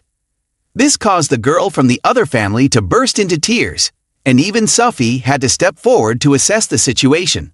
But even SetKang himself didn't understand the commotion that was unfolding. Meanwhile, on the other side, the Scarface guy returned to the base only to find it deserted. He immediately went to find the leader of the Sunshine Gang, who was sitting in a desperate state on the floor. Though he didn't know what was happening, he relayed a message from the Kotrang Gang. They were planning to attack Sunshine. Hearing this, the leader sweated profusely, feeling as scared as a cornered animal. He urged his men to take action, and they all gathered around, causing the scar-faced guy to furrow his brows, wondering what was going on. As SetKang was preparing to leave, he was intercepted by 4 club leaders who all insisted that he join them. SetKang didn't hesitate to confront any of them. Up above, the student council president, Johnson, was witnessing everything unfold, determined not to give SetKang a moment's peace. Seeing them gather around him, SetKang remained calm, as if unaffected by their barking. He had more important matters to attend to. This enraged the Taekwondo club captain, Baezu, who accused SetKang of relying on his association with Johnson to face the world with arrogance. Even the judo club captain, Sam Toy, chimed in, telling SetKang to mind his own business, but SetKang paid them no heed. When Baezu got agitated and confrontational, Jack couldn't resist showing his intimidating demeanor, clenching his mouth shut. As Baezu prepared to charge, he was stopped by the Taekwondo captain. Baezu wanted to initiate a friendly match first and pulled out a wooden sword. It was Jack's first time facing this form of combat, yet he smirked arrogantly. As the sword came close to his face, Jack simply dodged it, earning himself a smirk. When Baezu swung from above, Jack ducked below, offering him a cheerful smile, frustrating Baezu. By now, Johnson had arrived, standing behind Jack. He ordered his crew to gang up on Jack, but suddenly, Jab appeared by Jack's side, followed by Karat. Seeing the two of them standing together, Johnson began sweating nervously, realizing he was in trouble. Down below, Scott was swiftly defeated by Jack with a single move. Just as Baezu attempted a sneak attack from behind, he was restrained by the Taekwondo captain, Danyan. Thinking that one person in front and one behind was enough to guarantee victory, the group was stunned when Jack grinned with amusement. He then thrust his head into the face of the assailant, grabbing his groin and giving him a stern warning. He then tossed him aside and turned to Jaebi, instructing him to deal with the two attackers. As Jaebi and Karat dealt with their adversaries, Jack observed with amusement, then delivered a powerful punch to Johnson's face, sending him crashing to the ground. Everything unfolded in the blink of an eye, leaving everyone dumbfounded. Jab and Jack emerged victorious, boasting about Jack's past achievements, leaving Johnson feeling humiliated. Seeing their defeated comrades, the remaining opponent, Sam, hesitated to fight and begged to be spared. Seeing his fear, Jack lost interest in fighting and let him go, warning him not to mess with Jack again. As Jack turned to leave, someone called out to him. Jab waved his hand dismissively, reminding him of the need for polite greetings between classmates. Then, he accused Johnson of orchestrating the attack on Jack. Johnson's face turned pale, and he quickly retreated. Seeing this, Jab and Jack left, not bothering to engage further. As they departed, they warned Johnson not to mess with Jack, as he was not someone to be trifled with. Jack had just arrived in Jeju and entered a house where Doan's men were waiting. Cho lay crumpled in a corner, seemingly discarded. 2 bald-headed men stepped forward, but upon seeing Jack accompanied by someone, they hesitated and backed off. Quickly, Doan went to check if Cho was dead yet, intending to call for help. But Cho was still holding on, pleading for assistance. Doan couldn't understand why they were going to such lengths over a high school kid. However, SetKang only wanted them to release Jack. The person they sought revenge on was the one who had scarred Jack's face deeply. They agreed to fight Jack first, and then decide what to do next. If they lost, they would leave South Korea quietly.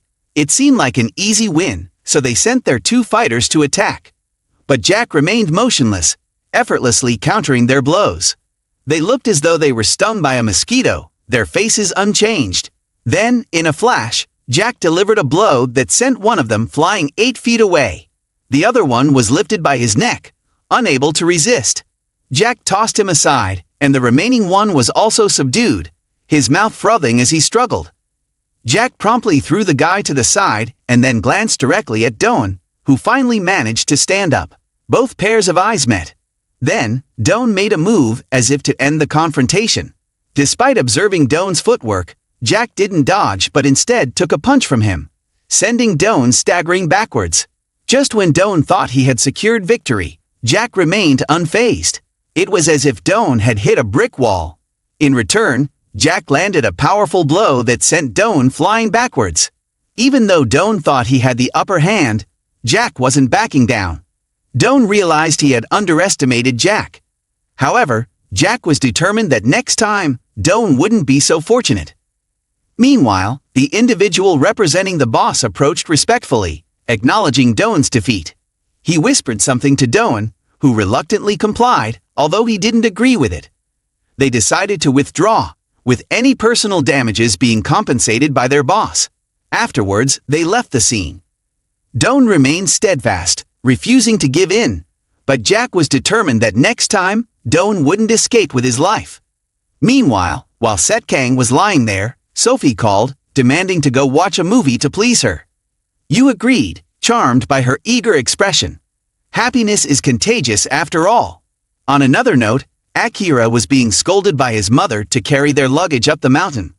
Exhausted, he encountered a chubby kid named Na, whose appearance made Akira obediently follow instructions. SetKang's mother could only sigh deeply, feeling exhausted after the 82 trials they had faced. Finally, they reached a temple where they met a master, whom she referred to as Master. Suddenly, a mischievous kid appeared, causing trouble. After being friendly with Akira, the kid's demeanor changed abruptly, leaving Akira bewildered and compliant. As SetKang and Sophie were about to enter the cinema to watch a movie, they were suddenly caught by Sophie's father. He looked at SetKang with a resentful glare, then ordered both of them to leave and go eat. Despite the tension, he maintained a polite demeanor towards SetKang. Meanwhile, Akira, feeling despondent on the temple, contemplated drastic actions. Suddenly, the mischievous kid from earlier seemed to be mocking him, laughing in a way that made Akira question the nature of this place. Inside, SetKang and Sophie were quietly discussing leaving Akira behind for a few days to be disciplined by the master, hoping he would return transformed. Afterward, SetKang's mother performed a ritual and left. Sitting in the cafe now, there were only 2 men left. Sophie had been escorted outside to facilitate conversation.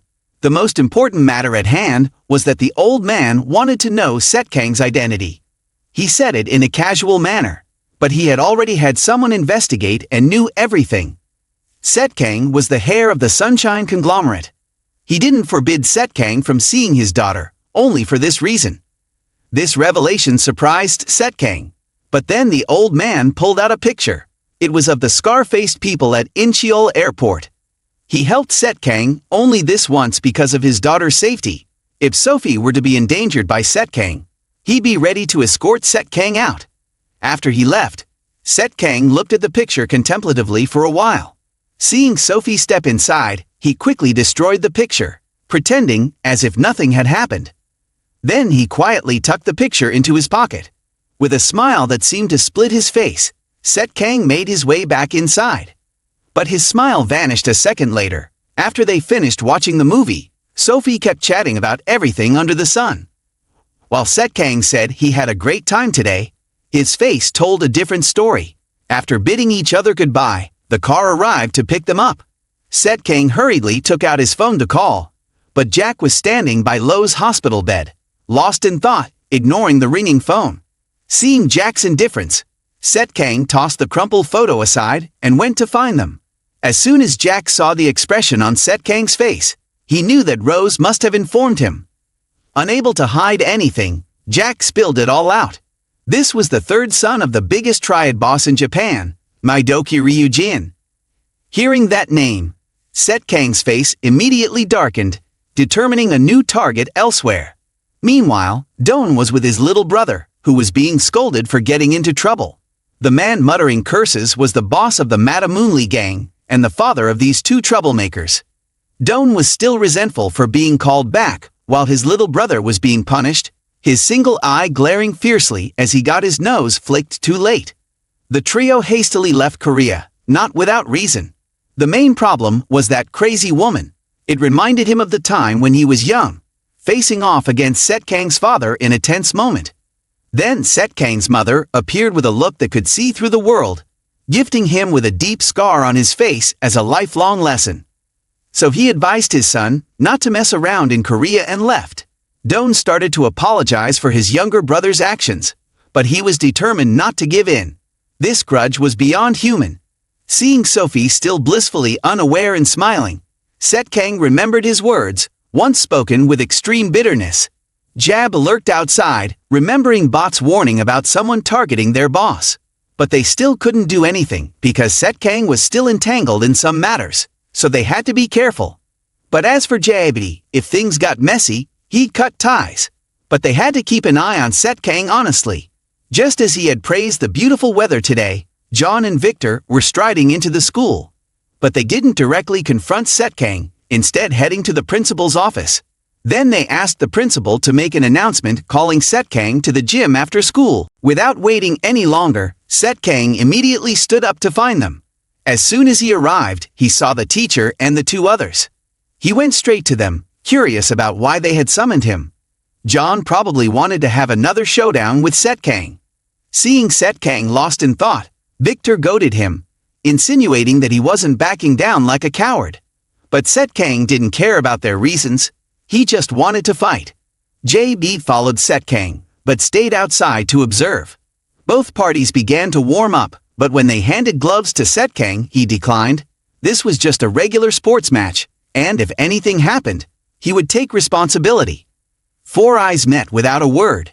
John threw a punch aimed at SetKang's face, but SetKang easily blocked it with one hand and retaliated, causing John to dodge.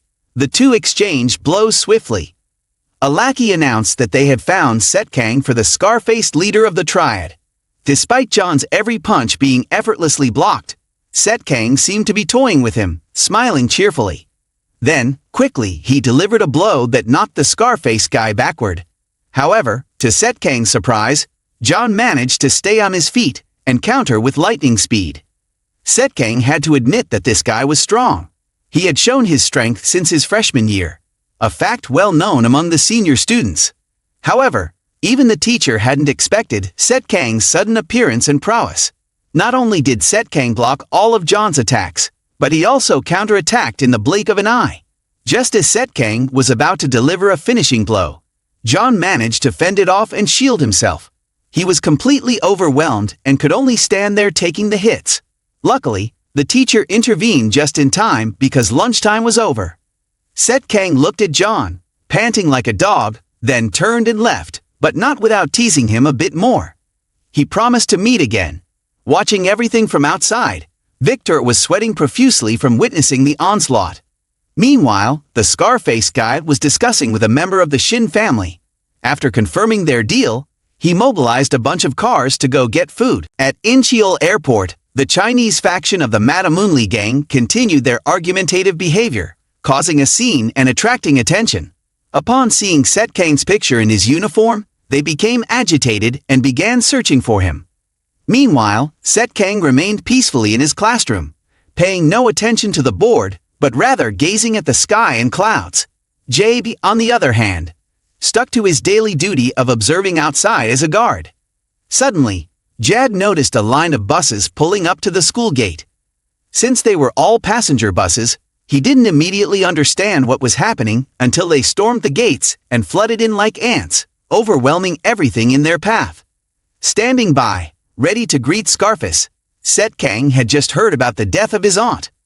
Scarface threw his unfinished cigarette to the ground, and the bald-headed guy standing by the door immediately became alert. As Scarface's men surged forward into the school, the bald-headed guy still stood firm. Scarface approached him, pushing him back into his chair and demanding to see SetKang. The bald-headed guy remained silent, not wanting to waste his breath, and instead grabbed Scarface's collar, pulling him towards the gate. Rose remained unfazed, calmly marking the tree with her hand as her whip extended and shot towards the gate.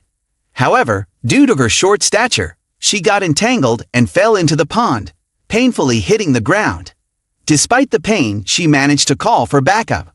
Meanwhile, J.D., who was diligently sitting in class, received a message from Rode informing him that the troublemakers were here. He immediately stood up, causing a stir among the students, then pretended to calmly ask to leave the room, but he couldn't escape SetKang's watchful eye. In the gym, John and Victor were still contemplating life. John believed that their opponent needed more training to win, But Victor stubbornly insisted that they hadn't lost yet, attributing it to not being in their wrestling element. Suddenly, the door was kicked open, and Scarface's gang members barged in, dragging someone along. Both John and Victor sensed trouble. However, to their surprise, the gang members started inspecting a picture they brought with them, realizing that there were only 2 people in it. Just as they were about to leave, they were stopped in their tracks. John was curious about their intentions and confronted them. Then, without hesitation, he and Victor stepped forward to face them. The gang members split up to search for SetKang, planning to comb through the school. Just as they were about to head upstairs, Jay, who had been waiting, intervened. Seeing Scarface's gang suddenly appear, he stood his ground, ready to answer their questions. Approaching them confidently, he revealed himself as part of Sunshine, then swiftly moved toward Scarface. The gang members realized the situation when JB's knife was pressed against Scarface's abdomen. Meanwhile, SetKang, in class, noticed the commotion outside. The physical education teacher, acting as principal, tried to intervene, but the gang members had already broken in, led by Scarface. As the situation escalated, Scarface threatened the teacher, demanding SetKang be handed over. Upon seeing SetKang's picture, the teacher was shocked and hesitated, prompting Scarface to threaten him with death if SetKang wasn't given up. The teacher, unsure of what to do, contemplated calling the police. Scarface remained calm, waiting to see what the teacher would decide. At the same time in the gym, John persisted in wanting to know why they were searching. But the leader of the gang made a challenging gesture. "What are you barking about?" Then he turned around, wielding an iron rod, ready to charge. But before he could strike, he was hit hard and fast, his face contorted by the impact, not even having a chance to fall down before receiving another blow, straight to hell. Despite the shocking scene, the gang members remained ecstatic and rushed forward. John didn't hesitate and grabbed one of them by the collar, while Victor, seeing his enthusiasm, refused to back down and joined the fray. The 2 of them started fighting with the gang members. Meanwhile, as JB finished dealing with one, the gang leader aimed for where the rest of his men were, and they all charged in. One of them brandished a Japanese sword, but JB simply sidestepped it effortlessly, and then swiftly severed the wielder's neck. Facing the crowd, he made them remember his accomplice. Suddenly, they seemed hesitant to respond. And now he was outside the school, driving this group to that. Just a second ago, Crush was concerned about Jab's safety. At the same time, the gang leader and the boss were no longer concerned about Jab's safety. In the next moment, they laughed disdainfully, each with a ferocious expression, just like any other gang member. They brandished their weapons and charged towards the group. The loud commotion attracted the attention of the students in the classroom. Meanwhile, SetKang had also realized the situation and decided to leave the classroom. As he was about to step down the stairs, he furrowed his brows upon seeing the body lying there, immediately realizing it was JD, surrounded and outnumbered by the gang members. SetKang quickly assessed the situation and spotted a fire extinguisher lying in the corner. Jad was being overwhelmed by the gang, and SetKang was behind them. He grabbed the fire extinguisher and aimed it straight at the gang leader's head, shouting a warning. Someone in the crowd recognized SetKang from the picture they were looking for and ordered everyone to attack him. Seeing the gang members approaching, SetKang swiftly pulled out a bolt and sprayed it towards them without hesitation, even giving them the fire extinguisher to use. Then, he skillfully maneuvered his way into the smoke-filled area, where he couldn't tell what was happening inside. But one by one, heads started popping out, and when SetKang emerged outside, he didn't forget to grab one by the head and slam it straight into the ground, leaving Jabin astonished. With a sigh of relief, SetKang had resolved the situation, not even breaking a sweat. On this side, the teacher was calling 911, quickly reporting the gang attack on Yongjin School. However, when the police heard about it, they cited a lack of manpower and couldn't respond in time. In reality, they didn't seem to believe or care much about the situation. Seeing the desperate teacher making the call, the gang leader unilaterally cut off the line. The scar-faced man approached with a satisfied smile, but then someone barged in, interrupting his amusement, to announce that SetKang had been found. This further heightened the leader's sense of urgency. All of them had already suffered significant injuries, but they still weren't afraid and continued to gather their forces. Jed couldn't reach Jack by phone but sent him a text to inform him. Upon hearing this, Jack became furious and immediately rallied others. After some quick thinking, Jack ordered JB to swiftly take down SetKang. There was no need to wait for further instructions to protect him, so they could be aggressive. Outside, one by one, they were swiftly taken down, unable to resist. If anyone attempted a sneak attack, they were swiftly countered. Each move was precise and powerful, swiftly neutralizing the threats. Finally, the situation was under control. At the same time, SetKang and JB were seen taking the bodies of their enemies outside. It was a reunion coinciding with a meeting of all parties involved. Notably, John and Victor were also present. Seeing them, SetKang warned them to back off. Suddenly, the scar-faced leader brought out his men. SetKang immediately recognized him from the photo and knew he was the one targeting him. He asked him bluntly what he wanted. Naturally, the scar-faced man wasn't there for a friendly chat.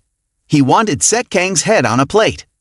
Angered by this, SetKang wanted to take him down, but was stopped by the intervention of two others. Seeing this, the scar-faced man wasn't ready to concede defeat. He called forth his strongest underling. As soon as this person stepped forward, everyone knew he was their prey. Jock and JB were prepared to take him down, but he charged at them like lightning, greeting each of them with a blow. Even against the bespectacled one, he seemed effortless, infuriating SetKang further. Now, even the sluggish cops had the courage to show their faces, but from outside, they affirmed that they would intervene in any quarrel. Just as they were about to leave for a drink, a sudden realization struck someone. A police officer went to check inside the gate and found the bald one lying crushed on the ground. Looking past the parked cars nearby, they knew something had happened. They quickly reported it to their superiors, but before they could finish, they heard the screeching of brakes. A black car pulled up, and out stepped White, the branch manager of Sunshine in China, accompanied by a team of people. Seeing the gangsters converging, the police hesitated, but before they could intervene, another convoy arrived. This time, it was the branch manager of Songnam Jonas, summoned by the big boss himself. Not only them, but 500 of their men came along, all fierce-looking individuals. White immediately called Jack to confirm the next steps. Jack was already en route via helicopter, ready to return and take control. As soon as the bespectacled one finished dealing with the other two, SetKang found himself face to face with him. Four eyes met, but before any greetings could be exchanged, the screams of the other two disrupted the atmosphere. Despite being beaten up badly, Road and Jabi were still eager for a fight. However, SetKang suddenly stopped them and then broke into a smile. He knew he would be the one to teach this bespectacled guy what respect meant. Seeing him in a defensive stance, SetKang was about to call for a ceasefire when the guy's hand swept past him, saying he thought he was faster, leaving a cut on SetKang's face. SetKang hadn't caught up to his speed yet, but he kept on attacking, and the bespectacled guy kept on dodging. The audience outside was sweating just watching, and the students in the classroom were captivated, some even recording the scene. Meanwhile, the teacher was calling the police, but then Sophie appeared, asking to join the fun. Despite SetKang's warning not to leave the classroom, the teacher allowed her to go down. The bespectacled guy's attack was powerful, tearing SetKang's shirt, but SetKang quickly matched his speed, grabbing his arm firmly. SetKang threw a punch, aiming for his face, but the bespectacled guy dodged expertly, avoiding the blow in less than a second. However, he couldn't keep his distance from SetKang for long. The more he resisted, the more SetKang became excited. Eventually, SetKang wiped the blood off his face and charged at him. Despite being evenly matched, SetKang felt thrilled to have found a worthy opponent.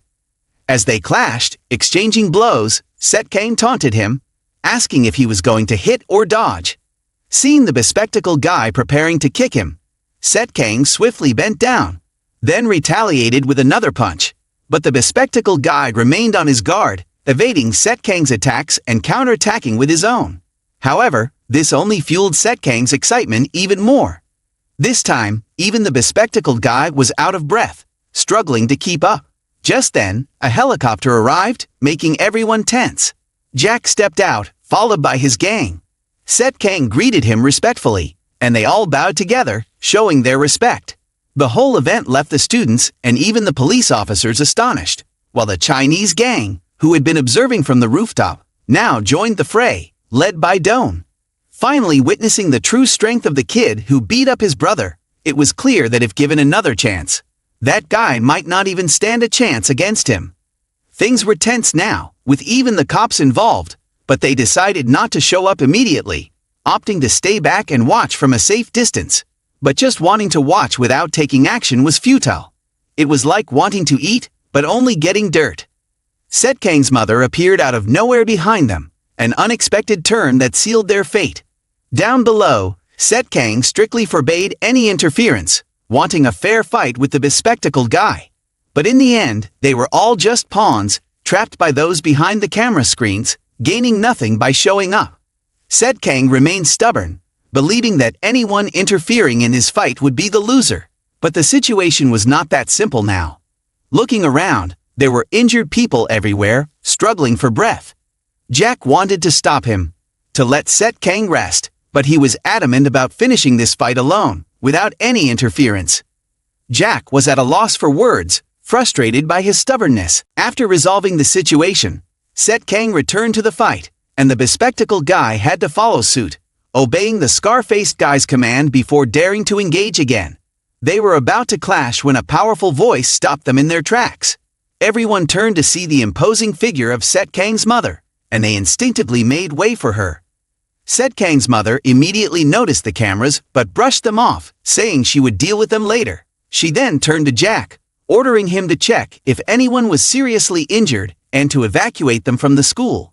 Jack was about to speak up, but she shut him down, questioning his defiance. Her icy gaze sent a chill down Jack's spine, and he complied without further ado.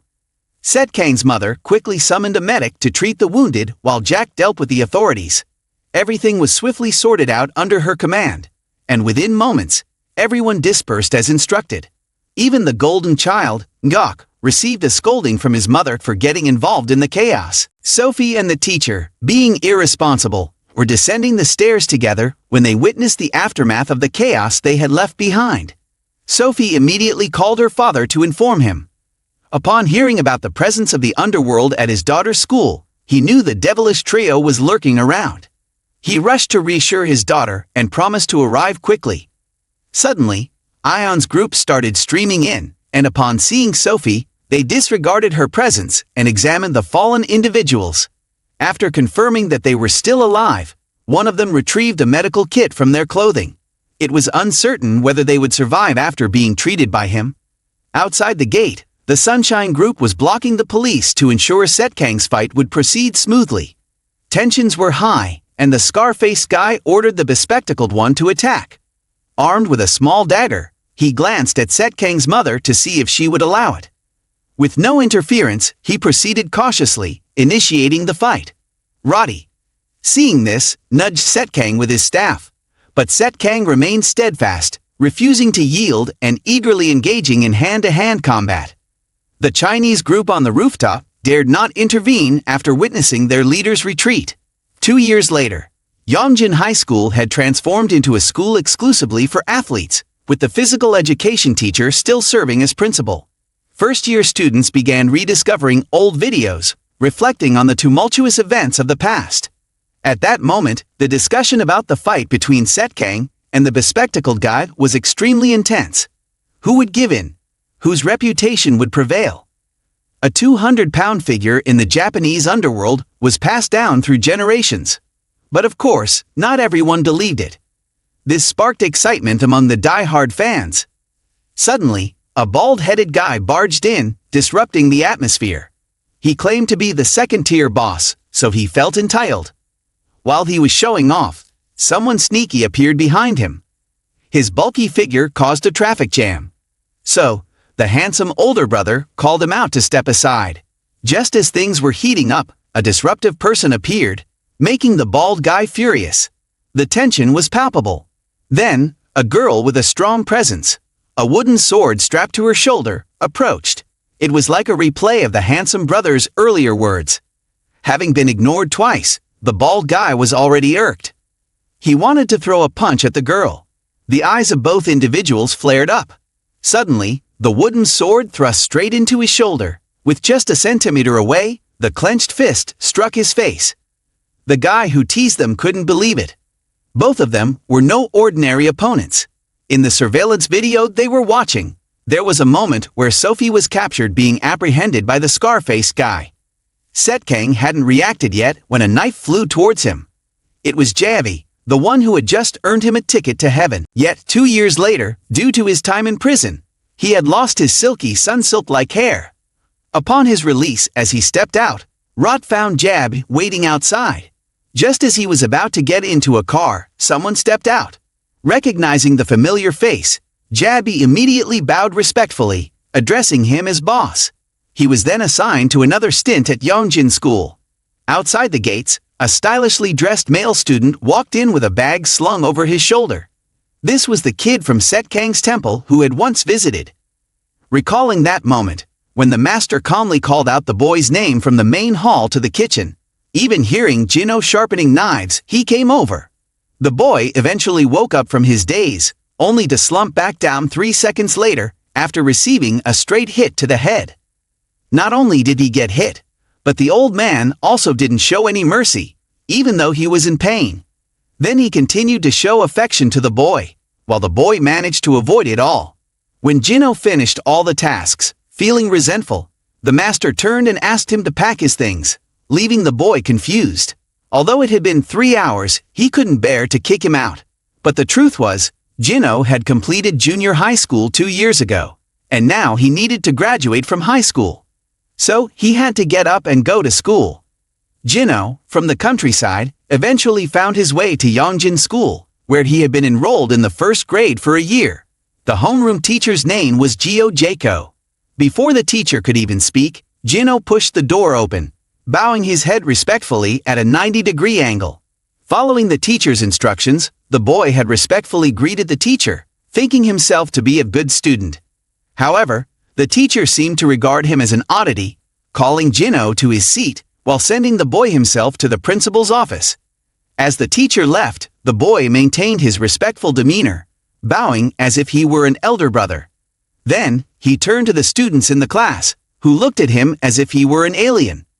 Jino stood tall and confidently introduced himself. It was his first time attending school, as he had previously been studying at the temple. With the class's golden faces now all present, Jino followed the address written on the paper and finally found a house. Before he could even ring the bell, a voice from inside told him to come in, startling the countryside boy. Though Jino was still hesitant, his eyes lit up upon seeing SetKang's mother waiting inside. Recognizing her from his time studying with his master, Jino was overjoyed. Despite coming from the mountains, he hadn't gotten lost. SetKang's mother provided Jino with a fully equipped room and uniform, the same room SetKang had previously occupied. Jino would soon meet SetKang. Before he could even settle in, SetKang's mother led him downstairs to the basement. After lighting the 4 corner lamps, the room was illuminated, revealing various weapons and equipment. SetKang's mother wanted to assess Jino's abilities and asked him to choose a weapon. However, he remained silent, unwilling to engage in combat to avoid harming her. Jino's eyes, no longer sparkling, showed only cold determination. He had been taught never to lose in combat. Jino's reaction pleased SetKang's mother immensely, eliciting a confident smile from her. She was certain he wouldn't lose. In the meeting room, the club presidents had gathered. Sophie had now become the head of the student council, and the one displaying discomfort was the Taekwondo club president, Michael, while the boastful one was the judo club president, Paul Quack. Everyone seemed frustrated for having to spend time here instead of training, making Sophie's situation difficult.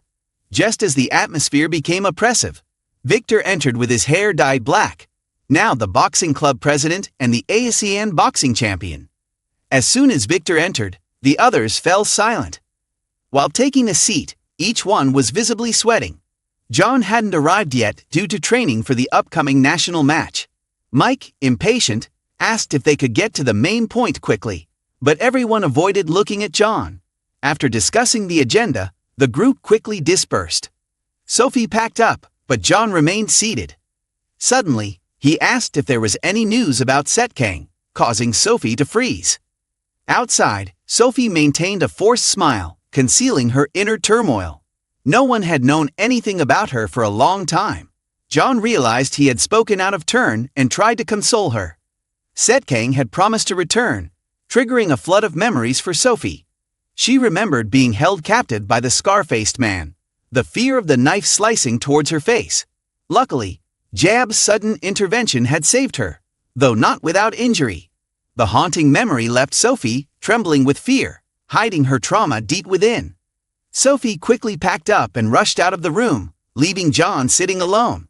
He understood her reaction, especially considering his own trembling hands from the memory of the knife being launched at him.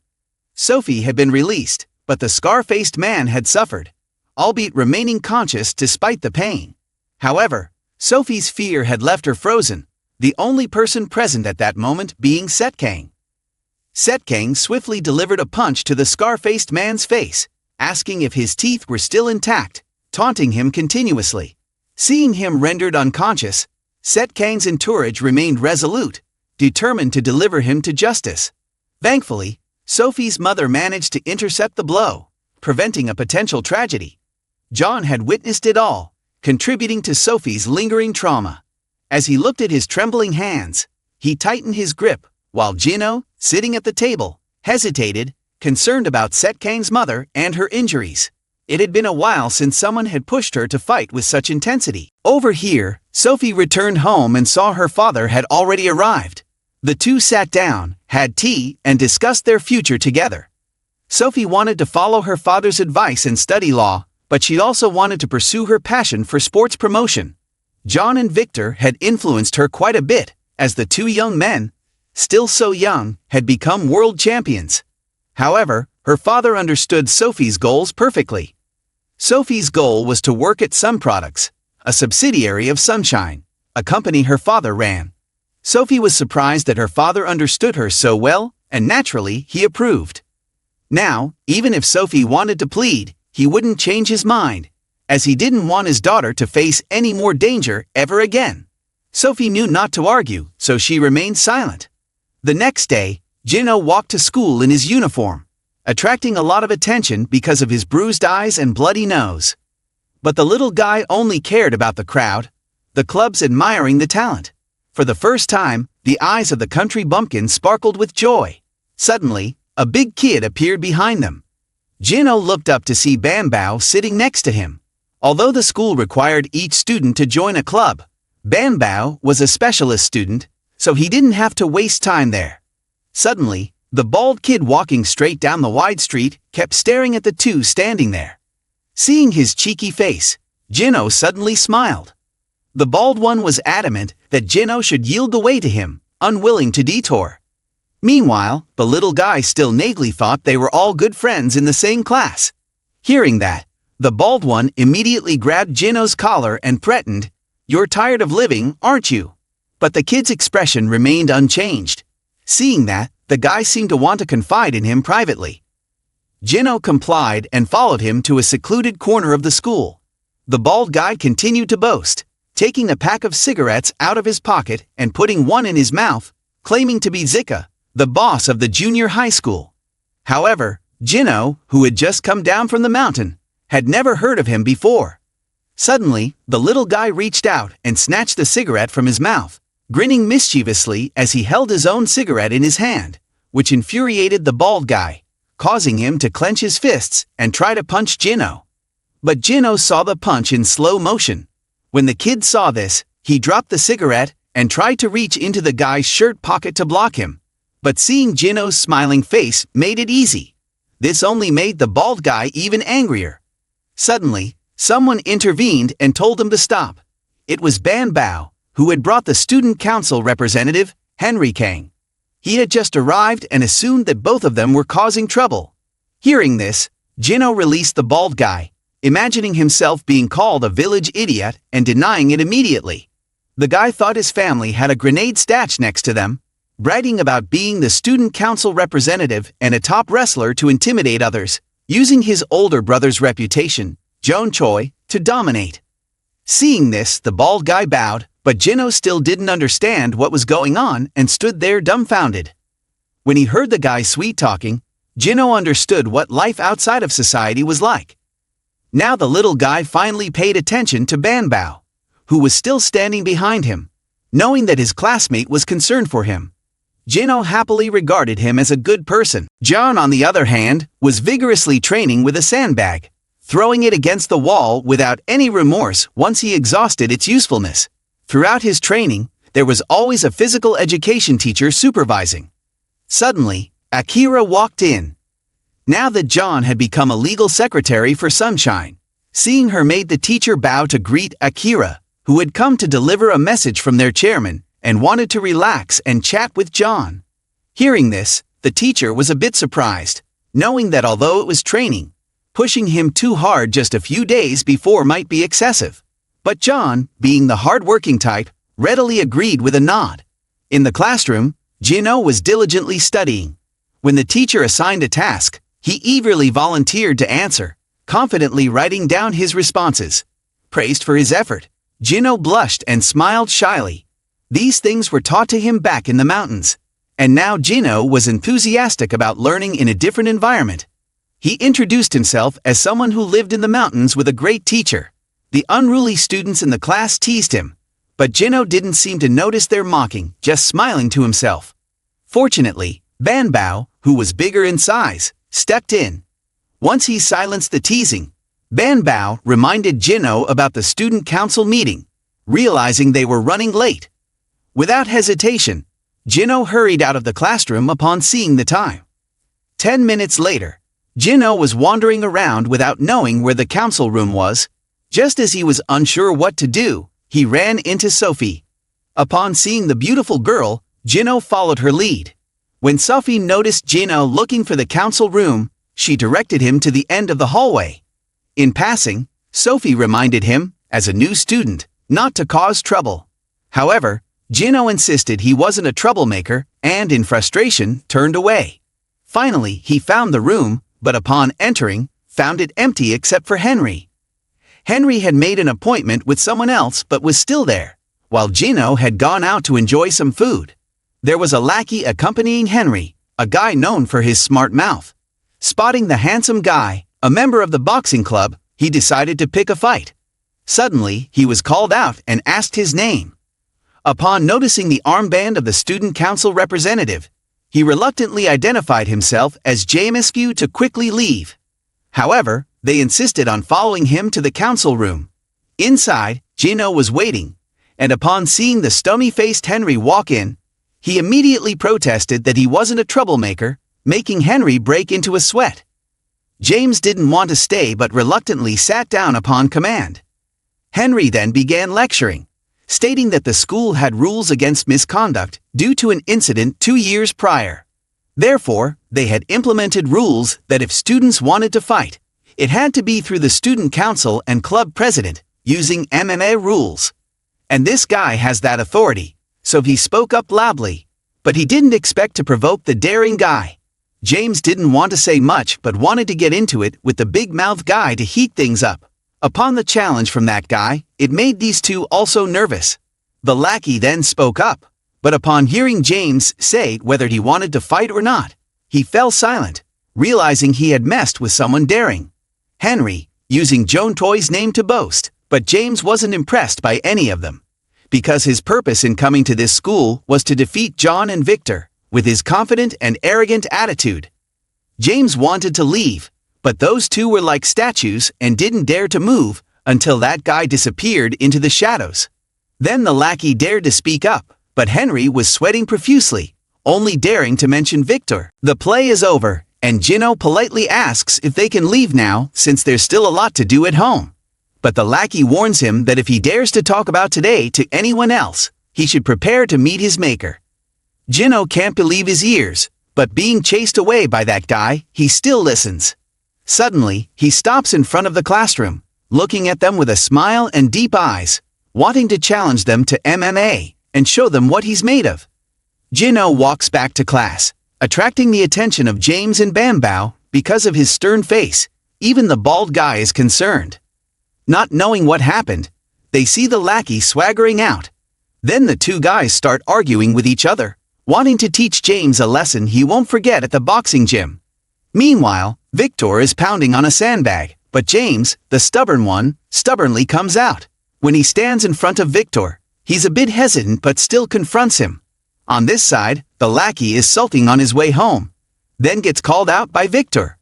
On the contrary, after being scolded, James, who used his club's name to cause trouble, only came to issue a warning and was about to leave. But this time, it's James who calls him back. The brash guy is eager to taste Victor's fist, so he wants to fight when they get to the gym. But lately, Victor has been infected with a bit of madness, so he's always up for it, saying, "Let's do it whenever. I'm always down." Hearing this, James gets excited, but then gets shut down again. They agree to meet at the gym tomorrow. Not having understood anything, the bald guy gathers his gang and heads out to hang out, saying, "Not with you, baby." They tease each other while Jino passes by and accidentally sees at the international airport Maria Natban, the J. Brouch crowd, and Acura leaving. Behind them is a man with a hidden face and the old glasses-wearing guy, bowing respectfully to this person. On this side, Sophie's father is still working on the video from 2 years ago. SetKang punched the other guy in the jaw, but then got stabbed across the abdomen. He bent down and then thrust his head into the other guy's chin. The two lunatics continued to charge at each other, punching and kicking fiercely.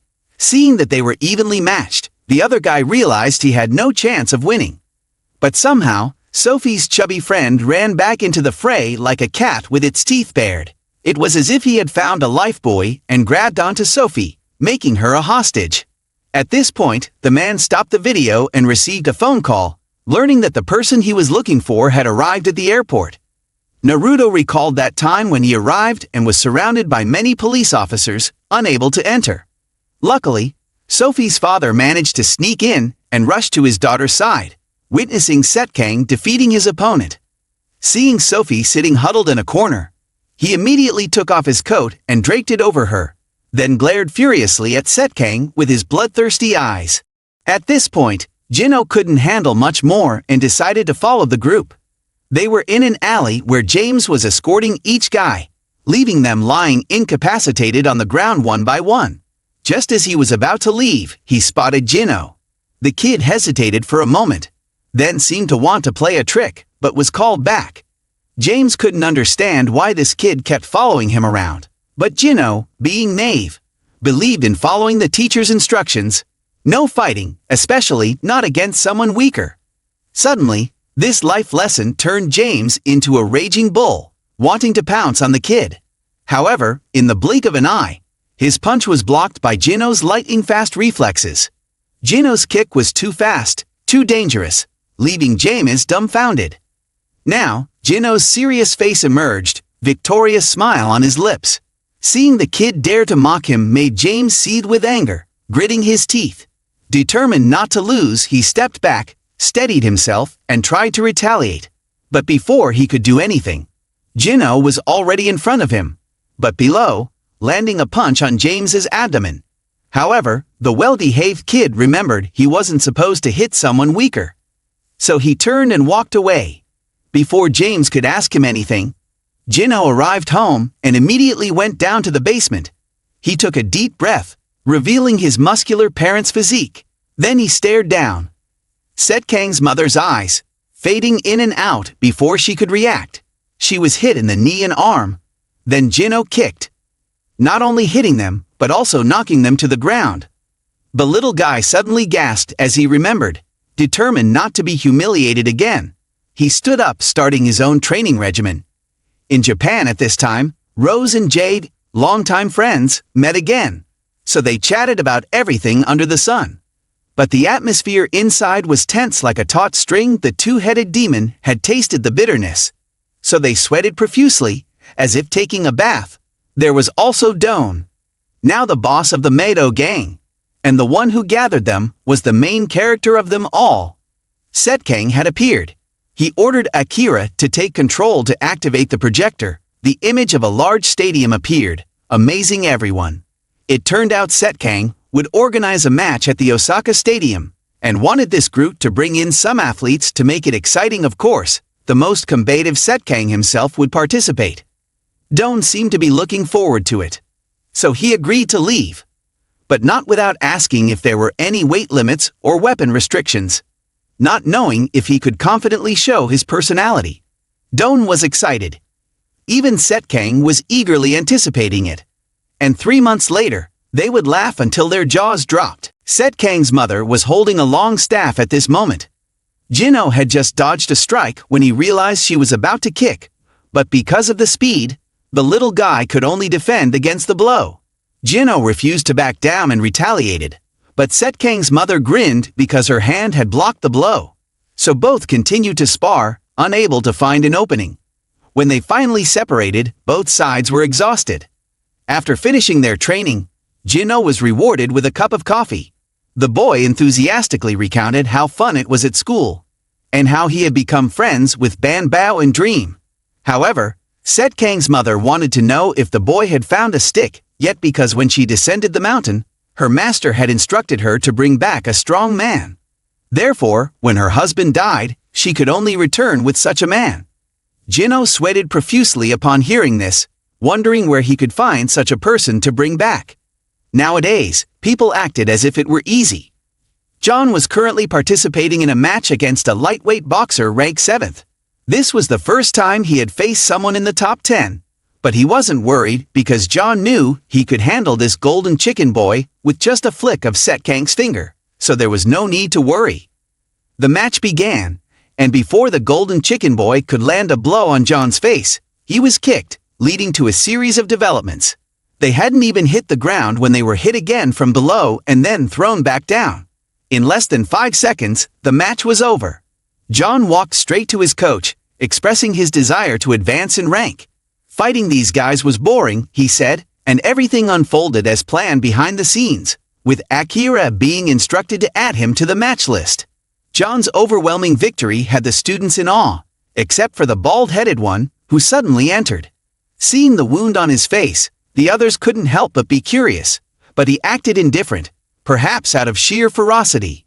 Ban Bao and little Ara entered the classroom, and his expression remained unchanged until James stepped inside. The bald-headed one suddenly began sweating profusely, remembering the terrifying experience when Benra beat him up, making him want to hide. But then Jino appeared like a god, reminding them not to bully the weak. James seemed tough on the outside, but his hands involuntarily trembled, knowing he couldn't fight back. He could only engage in verbal sparring with the bald-headed one before returning to his seat. However, little Ara suddenly sought trouble, teasing James about being bullied by a countryside kid. James tried to deny it, but his trembling hands gave him away, and Ara changed targets, wanting to teach Jino a lesson. At lunchtime, Jino looked at his full tray of food, his mouth watering with anticipation. Suddenly, Ban Bao sat down next to the little one, but what caught everyone's attention was the overflowing tray of food. Without saying a word, both of them started competing to see who could eat more. When Jino's stomach was about to burst, and his shirt button was almost popping, Ban Bao managed to eat another full tray. Then, Ara sat down opposite Jino, cutting straight to the chase. Having heard that James had been threatened to the point of not being able to lift his head, he immediately arranged to meet the little one on the rooftop after class. Jino didn't understand until Ara left. Then he dared to ask Ban Bao what was going on. Except for Jino, everyone could see that Ara wanted to fight the little one, which left our guy pondering throughout the class, his gaze fixed on Ara. A sleek black car pulled into the school, and the person stepping out and opening the door was Akira. So, it was none other than SetKang who had returned to school. At this moment, Jack was sitting at the table, when Akira and SetKang walked in. Seeing the boss arrive, he immediately stood up to give his seat to him, knowing that SetKang was the one who had arranged a new, mundane job for him. But despite his reluctance, Jack kept silent and merely updated SetKang on the information, letting him know that his mother had recently taken on a disciple. Although he didn't quite understand what his mother was up to, he brushed it off. SetKang, on the other hand, seemed amused by the new job assignment, but noticing Jack's apparent lack of interest, he exchanged the uniform that Akira brought with him. It had been a while since Jack had worn the school uniform. Suddenly, Jack spoke about the plan he was working on, expressing doubts about its success, as he believed it was impossible to find the person they were after. This irritated SetKang. He couldn't comprehend how both Jack and his mother were so adamant about stopping him from seeking revenge for his father's death. That was not a matter to be taken lightly, especially considering that not even the trio could stop him, let alone SetKang himself. Hearing this, SetKang flew into a rage, hurling an object towards Jack, nearly piercing the wall and leaving a mark on Jack's face. Despite the involuntary trembling of his hand, Jack's face remained stoic. SetKang vowed to find the one who killed his father, his determination unwavering. So, no one should dare to interfere. Jino was about to head home to eat the meal cooked by his mother when he was called back by Era. The little one was upset because Jino ignored his words and didn't come to the rooftop as promised. However, Jino just gave Era a glance and left, leaving the little one frustrated and pulling out his wooden sword, running towards Jino to strike at his throat. But Jino just tilted his head, easily avoiding the strike. Despite Era's best efforts, he couldn't land a hit on Jino. At this point, the little one couldn't resist anymore and was about to retaliate, even against a girl, showing no mercy. But suddenly, a timely voice called out Jino's name. It was Akira. Seeing her, the little one excitedly ran over, wanting to take her to eat the meal cooked by his senior sister. However, as soon as Akira mentioned SetKang's mother, she broke into a sweat. Fortunately, seeing that the boss had just finished his work, she hurriedly ran to SetKang's side, as if saved, and drove away. But her expression made the little one contemplate for a while. Seeing Jino standing there with a resolute face, Era asked if he knew the man earlier. That was SetKang, the top figure in the high school, known to everyone in the school because they had watched the video. However, Jino, who had just come down from the mountain, had no access to such luxuries as a phone to watch videos. So Era had to take the country boy home to wash off the dirt and eat kimbap tteokbokki, while lending her phone to Jino to watch the enlightening video. Though he wasn't very interested, the little one was still drawn in by the intense babble between the two. When Era mentioned that SetKang was planning to return to complete his graduation, the little one began to contemplate deeply. Jino had just arrived home when he encountered the headmaster of the school. Living with SetKang's mother, Jino politely greeted the imposing man. Sensing that something was amiss, Jino's mother remained silent. Since there was no training scheduled for that day, she sent the boy to his room to rest. Suddenly, Jino brought up his encounter with Akira and SetKang's son earlier, surprising his mother. However, she still refused to divulge any information. She reiterated that bringing the boy down from the mountain was due to her own child, but now was not the time to discuss it further. Nevertheless, she tasked Jino with a message. If he encountered SetKang, he should instruct him to return home. If persuasion failed, then Jino should use force to compel him back, as there was no other option. SetKang, blinded by revenge, no longer listened to his mother's words. Jino agreed to his mother's request, understanding the gravity of the situation. Meanwhile, at the Sunshinerous Corporation, SetKang was already wielding his staff, with Jad ready with 2 knives, and Akira prepared for battle. They were all eager to confront SetKang, driven by their thirst for combat. Akira discreetly retrieved 3 throwing knives and signaled JB and rose to charge forward. But in SetKang's eyes, it all seemed to unfold in slow motion, allowing him to easily evade their attacks. He swiftly dodged to the side to avoid a strike, then swiftly turned, sweeping Jab's arm aside and delivering a punch followed by a combo to Jab's chin. As Akira lunged forward, SetKang effortlessly sidestepped, evading their combined assault. They began to encircle him, which only seemed to amuse SetKang, who chuckled with delight. The scene quickly shifted as the 2 attackers were overwhelmed, while SetKang seemed revitalized, as if he had just taken a leisurely stroll through the park. Meanwhile, in France, 2 fencers were engaged in a duel, with the weaker one being swiftly defeated, a sword piercing his heart. This fencer, known as PA, was skilled but chose not to participate in Olympic competitions due to boredom. Suddenly, an intruder entered the arena and handed PA a red paper with 4 dragons guarding a gem. PA's eyes lit up with excitement. In the United States, John landed a decisive blow on his opponent's neck during a sparring match, only to receive a call from his boss instructing him to return home. He knew a significant fight was imminent. Lastly, in Japan, a mountainous area housed a dojo where a man known as Sifu awaited his disciple. Back in South Korea, at the high school, a flashy car sped down the driveway as if it were owned by a tycoon. Stepping out of it was none other than SetKang, the one who had recently bought the school. Just as he was strutting around, Jino suddenly popped up, wanting to have a heart-to-heart chat with him. Sufi stood on the balcony with her eagle eyes, able to spot sparks flying. Meanwhile, downstairs, Akira was horrified, not understanding what the kid was up to. But catching the gaze of the youngster, he promptly informed SetKang of Jino's identity. However, SetKang couldn't believe his ears.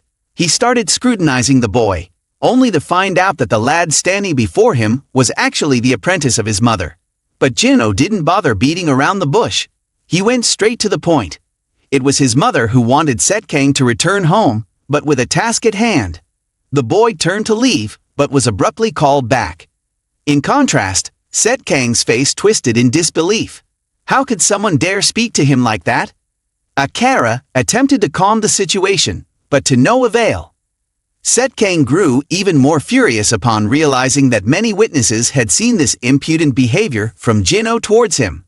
However, Jino remained steadfast and determined, ready to teach SetKang a memorable lesson. SetKang was not only angered but also deeply puzzled by Jino's strength. He wondered how this boy, who seemed tense as a bowstring, possessed such power. Just as things were heating up, Sophie intervened with her icy gaze, which softened upon seeing the girl from the past. However, before there was time for any romantic reverie, Jino brought back the reality. He mentioned the school rules and challenged SetKang to a duel, a rare occurrence that excited him to the point of trembling. SetKang and Akira were assigned to classes from 3rd to 8th grade. The appearance of Jino caused an uproar among the students in the class. But what SetKang cared about the most at that moment was figuring out who Jino really was. Akira recalled the time when his mother entrusted him to the master before leaving, instructing him to stay and repent. Akira dared not disobey. He obediently followed his mother's orders. He recounted encountering Jino 2 years prior. At that time, Jino was already stronger than him, which greatly surprised Akira.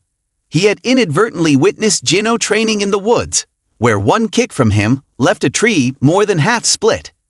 Jino's face was cold and devoid of humanity. In class 1 to 5, Hera approached Jino's desk to ascertain if he was truly daring to challenge SetKang. However, the boy remained silent as a sheet, his face devoid of any emotion. Outside, the students were bustling with excitement over John's appearance. Instead of heading to the office, the tough guy immediately looked for something to relax with. As soon as John entered the gym, he took off his outer coat, rolled up his sleeves, and started pounding the punching bag. Victor passed by, and hearing the noise, went in to check it out, finding John playing with the bag like a gorilla. Victor inquired about John's recent activities, having heard that he had advanced in rank again, but noticed he wasn't participating in any boxing competitions, unlike the celebrity. John wanted to spar with SetKang, now that he had returned to school. That was the reason for his presence there. He longed for a rematch, but had never managed to land a hit on SetKang's body even once. John remembered the time when he was called to entertain the boss. No matter how hard he punched or kicked, SetKang seemed to effortlessly dodge everything. Even when he was cornered against the wall, John thought he had a chance, but his punch ended up hitting the wall directly. At that moment, he couldn't react in time when he saw SetKang's lightning-fast punch. But SetKang stopped short of hitting him and instead wished him victory in the upcoming match. If John was considered a monster with his brute strength, then what would SetKang be considered? Both of them started feeling a headache coming on. Suddenly, Victor remembered the strange kid who had just returned to school and had promised to have a match with someone. Hearing that Jino, just a freshman, dared to challenge SetKang, John's face darkened again. As classes ended and others rushed home, Jino remained seated, his demeanor unchanged, despite the chatter about the upcoming match between him and SetKang. Suddenly, someone from outside pulled the door open and stepped in, causing the students to gasp in surprise. It was John, who had come to find Jino and see what he was up to. When he looked at the kid in front of him, he suddenly grabbed his head, glaring at him. Jino's expression remained emotionless, which only made John grip his head tighter. John was quite angry because this kid dared to challenge SetKang. However, just as he was about to do something, someone grabbed SetKang's arm and pulled it up. It was Ban Bao, looking scared but still trying to bravely save his friend. This sudden interruption angered John even more, and he wanted to deal with this situation first. But unexpectedly, Jino's arm blocked him. Although he pleaded for him to stop, Jino's face seemed to challenge him, as if saying, "Do you dare to try?" Before John could understand what was happening, Jino used his hand to twist his abdomen, causing John to be thrown back. He couldn't believe this turn of events. Even though he found it interesting, John was about to advance, but his body didn't obey and he collapsed, feeling intense pain in his abdomen. Normally, it would take a long time for someone to recover from Jino's blow. But someone like John might only take a few days. Despite Jino's expectations, John quickly got up, his face showing a mix of surprise and anger. Before he could get worked up, the physical education teacher intervened, warning them both. If they continued causing trouble, their reputation would be ruined. But John didn't care about these boring matters. Right now, the most important thing was the kid in front of him, who seemed quite intriguing. The situation in the 1st to 5th grade classes was extremely tense now, and everyone was cautious. Jino only had Ban Bao as his confident friend, who dared to ask about his well-being. At this moment, Jino smiled bitterly, not wanting to attract attention. As they were feeling down, suddenly Henry appeared, as he was the representative for the former students. When Jino caused trouble, he brought a confirmation document for the upcoming match and asked the kid to sign it. Jino just looked and then put his pen to sign his name, making Henry wonder if there was anything else he wanted to ask. But Jino had already decided to sign it, taking advantage of dealing with John before facing SetKang, which was heating up. Inside the gym, the physical education teacher was lecturing John, trying to wake him up from his daze, but was interrupted when he noticed John taking off his shirt, revealing bruises on his body. The teacher had to stay quiet as the appointment time had come. Jino went with Ban Bao and Era, and the latter started advising the first graders on how to improve their grades by joining clubs instead of picking fights with John. However, Jino remained confident and expressionless, believing he wouldn't lose, which surprised both of them. As Jino began to climb the stands, Era continued to advise him to apologize, but Jino ignored him and jumped directly onto the stands. Upon seeing him, SetKang became even more excited, and the physical education teacher reminded everyone to control themselves, as it was just a sports match. Then, he shouted to start the match. Jino quickly delivered a blow, a straight kick to John's head, causing him to fall to the ground. It was a lightning-fast strike that thrilled the audience, including SetKang, who was getting increasingly excited. Jino gestured for John to come down, eager for more action, but to his surprise, John, who hadn't been knocked out, stood up calmly, astonishing Jino, who rarely saw anyone withstand his blows. This resilience was why SetKang admired John. Then, John lunged forward, but unfortunately couldn't land a hit, not even touching a single hair of Jino. Instead, he changed tactics, grabbing Jino's clothes and legs, pushing him to the ground, and using his powerful body to overwhelm Jino underneath him. Then came a series of relentless blows that made everyone witnessing it fearful. John didn't stop until the physical education teacher ordered him to. But when he calmed down, he began to feel disbelief at his inability to land a single punch on Jino, not even a grazing blow across the face. If John had shown his best, it was Jino's turn now. But how could he give up like that? He grabbed John's hand and pushed it straight down. Before he could even punch Jino's face, John took a knee straight to the spine. Without a chance to react, He was then struck under the jaw by Jino. As John kissed the ground, Jino began to stand up. The two stared each other down. Even SetKang, who was standing above, was stunned. Seeing John smile, he used his hands to prop himself up from the ground to stand. He wasted no time and lunged forward. As he slid past Jino, the latter leaped up and delivered a blow straight to John's chin. Both regained their balance and started punching each other. But not only did John miss his strikes, but he also received a full blow in return. Seizing the opportunity, Jino changed tactics, delivering a powerful strike that sent John flying. Despite being kicked, John tried to stay standing, facing the disbelief of the audience. Slowly, Jino walked over to where John was, right in front of SetKang. With just a touch of his hand, John collapsed unconscious to the ground, while Jino remained unscathed. And with that, the match came to an end, Jino emerging victorious. SetKang and Akira left together. SetKang's expression remained stern as usual when he ordered Jino to be added to the list. The atmosphere inside the car was tense, and it took all of Akira's courage to speak up, albeit hesitantly. Since Jino wasn't one to easily obey orders, they needed to consult with his mother first. SetKang then ordered the car to turn back home, surprising all three of them. After parking in front of the house, Akira intended to follow inside but was instructed to wait. As SetKang entered, his mother was already waiting there, not bothering to beat around the bush and getting straight to the point. She announced a shocking revelation. If SetKang could defeat Jino, she would reveal the identity of his father's killer. Meanwhile, elsewhere, Doan ordered his two escorts to stay outside while he entered a hidden location resembling a Canadian ghost town, like the space of a cultivator. Doan swallowed nervously, his sweat mingling with his fear, as he approached the man in front of him, known as Master Wang. Upon meeting Master Wang's deep gaze, Doan trembled, unable to look him in the eye. Master Wang's toothy grin exposed his golden teeth as he cursed. He had previously warned that encountering their kind again would be fatal. This sent shivers down Doan's spine, but he kept his composure, bowing his head in respect.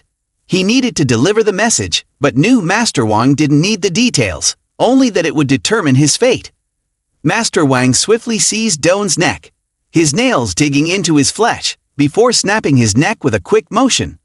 He released Doan's body as soon as he heard that the target was wrong, showing his interest in SetKang's mother, the true target. Doan remained unaware of the involvement of the selected athletes, so he couldn't make any definite statements. On the other side, Akira discussed traditional martial arts, revealing that SetKang's mother was the successor to her predecessor, while Jino was her disciple. There was a warning passed down. If encountering a master of traditional martial arts, it was best to run before things turned worse. This type of martial arts originated from the three powerful kingdoms, the warriors of Studio, the battle-hardened soldiers of Big, and the people of the Xaye tribe. Masters of traditional martial arts gathered the essence from ancient times until now. However, SetKang paid no mind to this, as he couldn't imagine losing to someone like Jino. But Akira couldn't be certain, as she couldn't gauge his strength at the moment or what level he had reached. The only way to find out if he could handle it was to fight. It was a pity to sit here and wait, not knowing what would happen. Jino finally arrived home, intending to talk about today's match, but was interrupted. SetKang's mother suddenly mentioned that the first quality of a successful person was not causing trouble for others, but she herself had broken that rule. Then, SetKang's mother began to recount how, after pleading with their master numerous times, he finally allowed her to leave the mountain. She was very excited to see new things for the first time. Suddenly, someone was knocked down in front of her, attracting her attention, and that was the first time SetKang's mother met her destiny. Suddenly, a group of cars arrived, and some gangsters got out and surrounded them, leading to a confrontation. While SetKang's father was engrossed in the fight, someone attacked with a knife. At that moment, she rushed forward, using her bare hands to catch the knife, injuring her hands and bleeding profusely, but showing no signs of pain on her face. Seeing SetKang's father deal with the last attacker, she immediately turned and left. SetKang's father followed, surprised at how well they complemented each other, and quickly became lovers. That day, after their date, when they returned to the mountain, she bid farewell to SetKang's father happily. However, as soon as she stepped into the temple, she was met with the sight of her master lying defeated under the feet of Master Wang.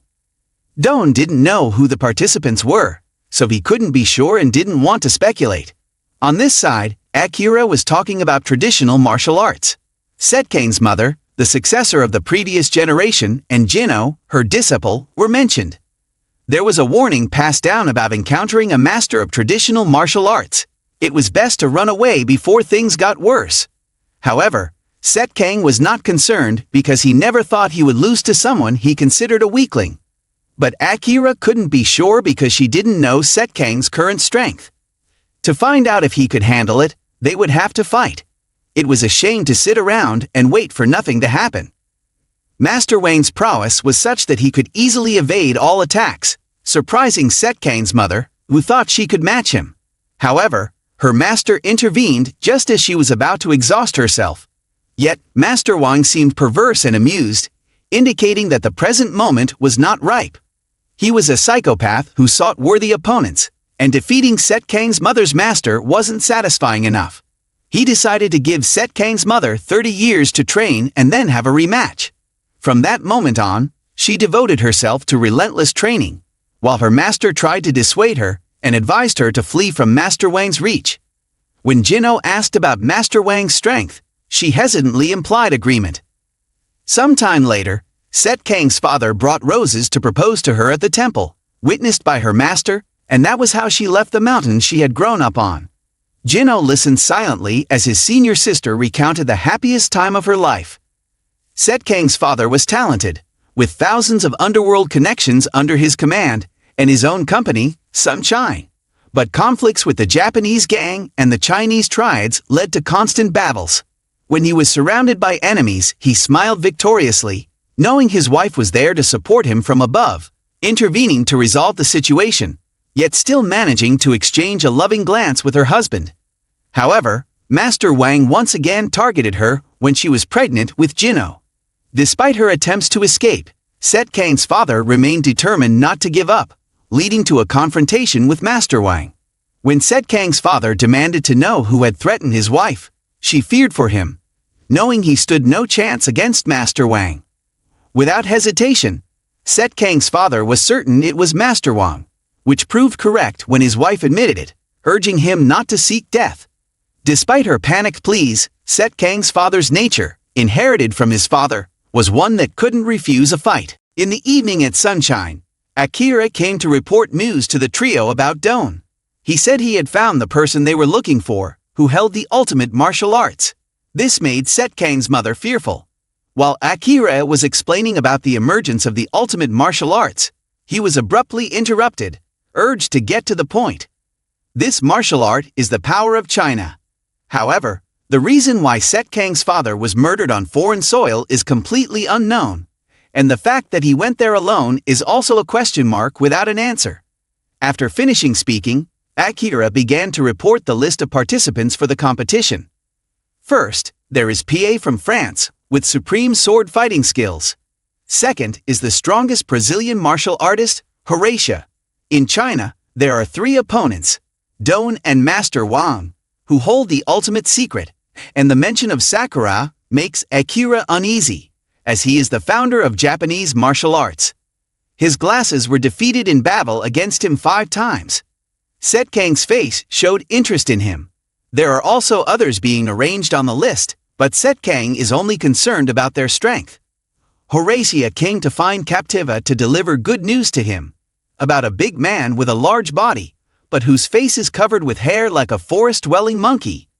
When he showed no interest, Captiva began to speak to himself. Not only did he win 100 points, but he also needed an additional 2 million for raising it. And the important thing is, you can kill opponents at will. Hearing this, Captiva immediately reacted. Seeing this, Hia added, you can use weapons freely. Upon hearing this, Captiva stood up, revealing various types of hammers on his side. After thinking for a while, he stepped out of the tent, leaving behind a pile of bones next to the fire.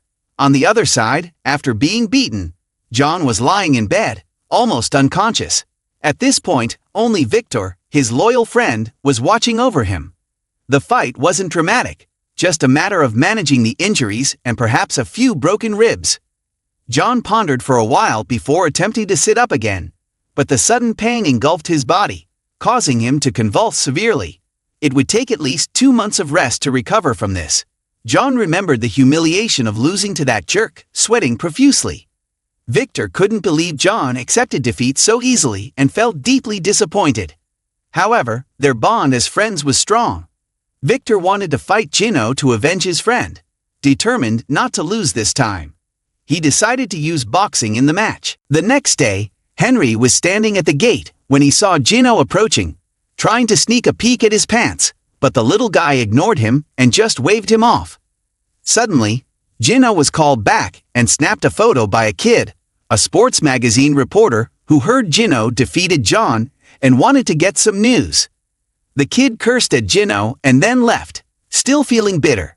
Henry then saw Victor passing by, but he also ignored him. Then, he witnessed both of them whispering to each other, knowing that something big was about to happen at the boxing club. Meanwhile, James was practicing punching a sandbag with all his might, but he stopped when he saw Victor. What surprised him was that Jino was sneaking behind Victor. James was perplexed because Jino seemed to be lured into a trap, clearly wanting to talk, but the other guy was cunning. Instead of conversing, the man wanted to use his fists to communicate, wanting to know the difference between them and Jino. The little guy was about to refuse when Victor, without caring about his pride, insisted on sparring once. Reluctantly, Jino had to agree, unable to say a word. Meanwhile, nobody paid attention to the reporter outside the window, waiting for news while both were on the stage. While Victor was getting ready, Jino was standing there, looking dazed. Seeing this, James handed the gloves to Victor to use against the little guy. With no other choice but to comply, Jino accepted the gloves from both sides. Suddenly, the two of them were forced into an awkward situation, neither looking at the other. Suddenly, James spoke up, saying that the kid should feel honored because the boxing champion had challenged a new opponent, like he had just seen. Victor immediately became enthusiastic and wanted to start the fight right away. This was Jino's first encounter with the sport of boxing, so they agreed to fight 3 rounds of 3 minutes each. The kid was also eager to finish quickly. The bell rang to start the match. Victor wanted to maintain dominance, so he attacked first, aiming directly at the kid's face. However, Jino managed to evade all of Victor's punches. Just as Victor threw a straight punch from the outside in, Jino fell backward, taking advantage of the tilt of his unsteady body. Victor rushed in to dominate, intending to end the fight with a straight punch from above. However, this plan completely failed as Jino sidestepped to the left and regained balance. At the same time, his leg swung and hit Victor's face. Jino momentarily forgot it was a boxing match, hence the accidental use of his leg, but luckily there was a rule against it. With time running out and only 10 seconds left, Victor exerted all his strength to try to defeat Jino, but the kid was too quick and managed to evade everything.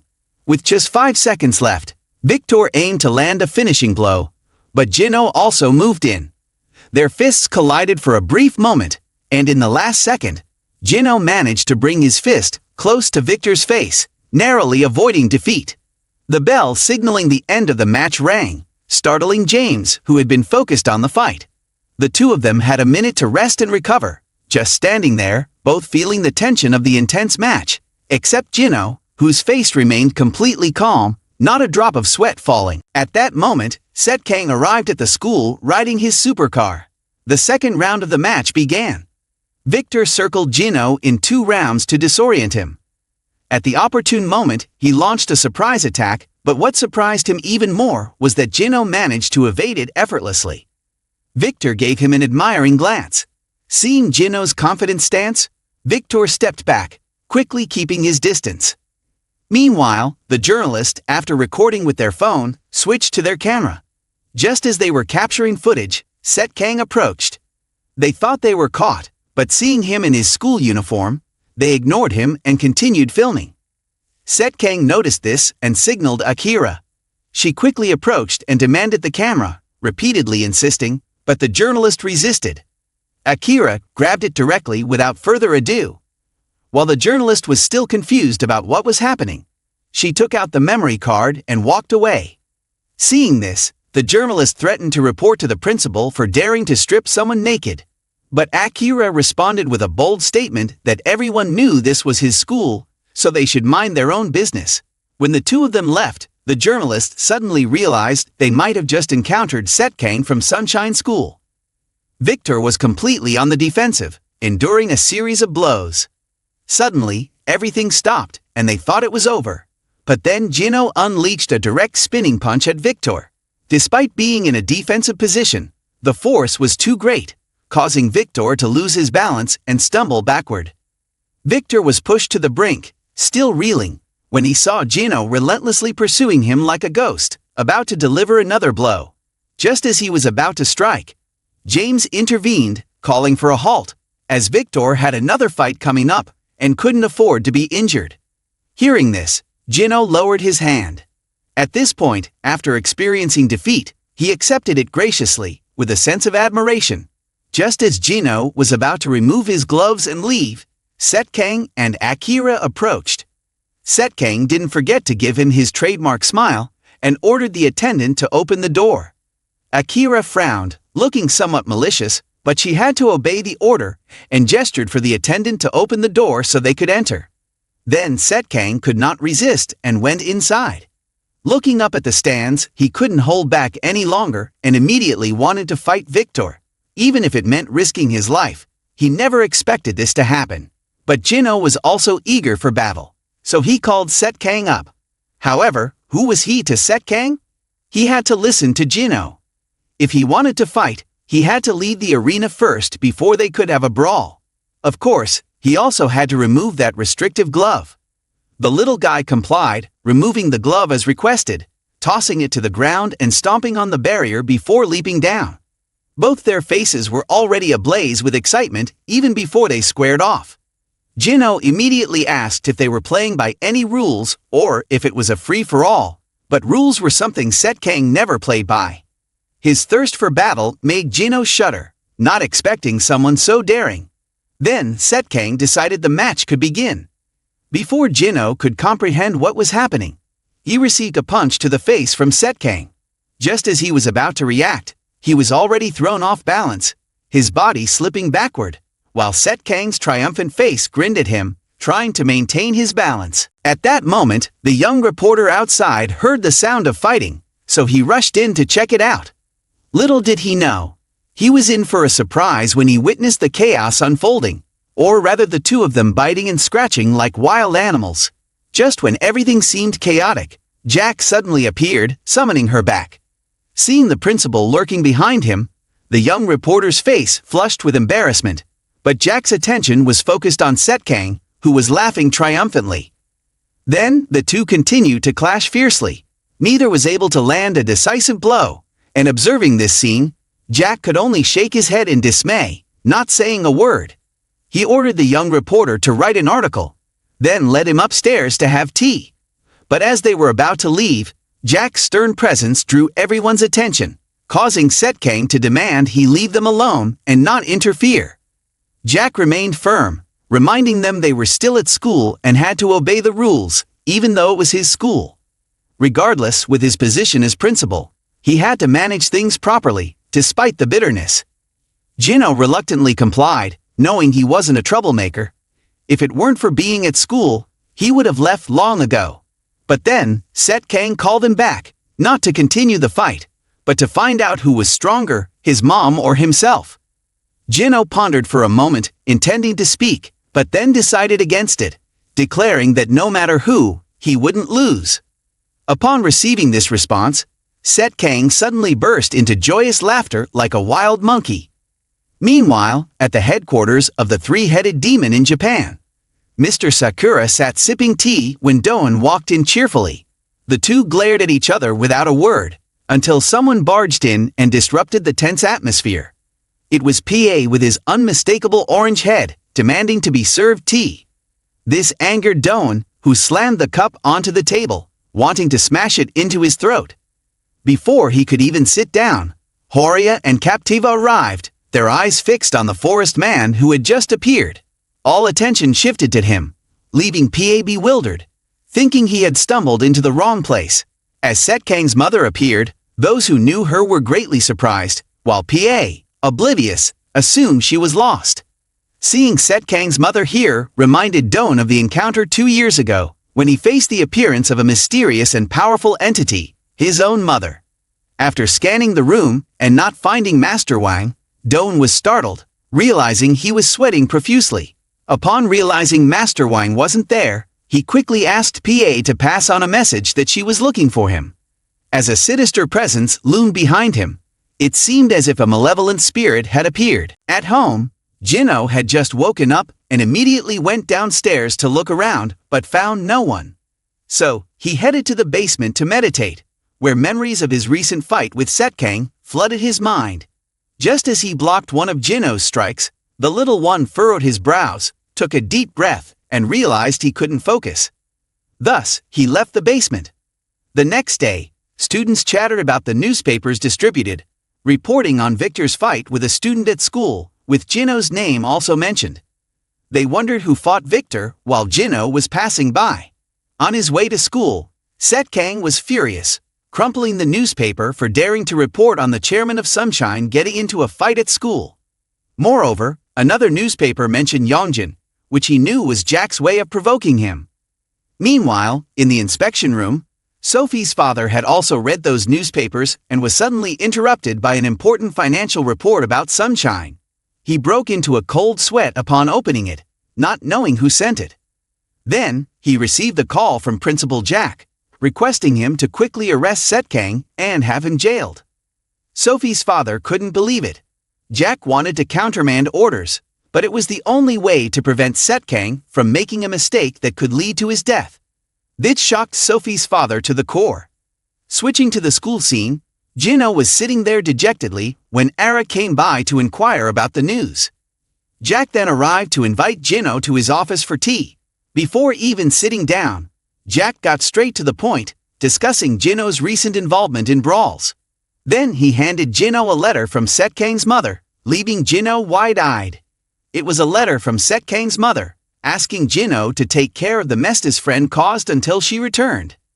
After reading it, Jino asked what had happened to SetKang's sister, but Jack only said she had gone to Japan, uncertain of her safety. Though the news was grim, Jino remained unfazed. He wasn't worried about SetKang's mother, but was 100% sure that if it was his sister, no one could touch her. His confidence surprised Jack immensely. With Jino's reassurance, Jack felt relieved, realizing that his elder sister was even more formidable than a shark, so there was no need to worry. Here, SetKang was sitting in his car feeling as if he were on cloud 9, with only Bot driving and noticing someone following them. Without hesitation, SetKang instructed Bot to swerve into the adjacent lane, but the follower persisted. It wasn't until then that Bot informed SetKang they were being trailed, but he brushed it off and continued without paying attention to them. As SetKang stepped out of the car at the airport, the vehicles tailing him also pulled up and a crowd poured out. Amidst the chaos, Sophie's father suddenly appeared, causing SetKang to freeze in place. He was then seized and taken to the interrogation room, where both parties exchanged glances. When Sophie's father reluctantly took out a stack of documents, SetKang couldn't believe his eyes. These were the evidence of Sunshine's fraudulent business practices, involving a sum of $15 million. Ignoring Sophie's father's tirade, SetKang focused on examining the documents meticulously from top to bottom before throwing them back. His nonchalant demeanor suggested that he was merely the company's CEO, and if they wanted to discuss further, they should contact the company's lawyers. Seeing SetKang intending to shirk responsibility, Sophie's father erupted in anger, but SetKang responded carefully, silencing him. SetKang was no longer the naive boy from 2 years ago, a fact that startled Sophie's father. Realizing the tension, Sophie's father hurriedly left to consult with his colleagues because without an arrest warrant, SetKang could be released soon. However, obtaining such a warrant would be difficult as the source of the information and evidence they had wasn't credible. Therefore, the only option at present was to impose loose confinement, preventing SetKang from leaving the country during the investigation. At the Royal Hotel in Japan, SetKang's mother reminisced about a time when he was just in middle school, still obedient, and with a smile that wasn't as mischievous as it is now. Suddenly, a car stopped in front of the shop, and SetKang's father stepped out, claiming it was on his way to drop by and visit both mother and son. He then peeked inside to see how much his son had grown, flashing a warm smile that couldn't fool SetKang's mother. She knew for sure her husband must have come from a far-off place to drop by, though he wouldn't admit it, diverting the conversation to wanting to live together as a family again, just like before. He expressed his desire to turn Sunshine into a legitimate conglomerate, wanting to become a model father figure for SetKang. Sensing her mother's desire to know the real reason, he embraced her briefly before leaving in the car. SetKang's mother always regretted not stopping him back then. Suddenly, there was a knock on the door. When she opened it, she found the bespectacled boy and Mr. Sakura standing there. Mr. Sakura, the heir to the traditional Japanese martial art, had the audacity to ask for martial arts guidance from SetKang's mother, just days before the tournament. However, he quickly revealed that he wasn't particularly interested in such competitions. He simply wished to expand his knowledge. Seeing this, SetKang's mother instructed the bespectacled boy to find a quiet place instead. So, everyone went up to the rooftop to enjoy the breeze. At this point, Mr. Sakura was already clad in combat attire. After announcing that the fight was about to begin, he reached behind and drew out 4 shurikens, aiming them straight at SetKang's mother. These small objects seemed to move in slow motion, but gently enough for her eyes to dodge them. Not stopping there, he launched another 4 shurikens. This time, SetKang's mother didn't intend to dodge, but gracefully maneuvered her body to evade the projectiles, which pierced through the gaps in her body and embedded themselves directly into the wall, right where the bespectacled boy was standing. Just as she regained her balance and looked up, she saw Mr. Sakura wielding a flying chain weapon heading her way. Before it could land, a star-shaped shuriken hurled straight at him, fortunately just grazing his face, leaving a mark. Seizing the opportunity, she swiftly countered with a powerful kick, intending to finish him off. However, Mr. Sakura, with his agile reflexes, managed to evade the blow, maintaining his advantageous position. Seeing her opponent still standing, SetKang's mother decided to level the playing field by revealing a hidden weapon. Suddenly, she unbuttoned her shirt, shocking Mr. Sakura. Behind that layer of clothing, something twisted around her waist. Quickly grabbing it, she pulled out a whip, which transformed into a shining double-bladed sword. SetKang's mother demanded to know what Mr. Sakura was plotting, then assumed a defensive stance, ready to end the colorful character's life before her. At this moment, Jinho was still in the basement practicing, planting banana trees and doing push-ups before landing on the ground with a somersault. He quickly checked if his body was in good shape yet, realizing it wasn't enough. Planning to strike a few poses for self-admiration, he suddenly turned to look at the staircase behind him, calling out for Akira. As he was caught in the act, Jinho faced the consequence of revealing himself. Seeing Akira's discomfort, Jinho took the initiative to speak up, acknowledging that Akira was the one who sent him here, but not necessarily to continue the fight. This time, Akira handed him an envelope. SetKang would be waiting for Jinho in Japan.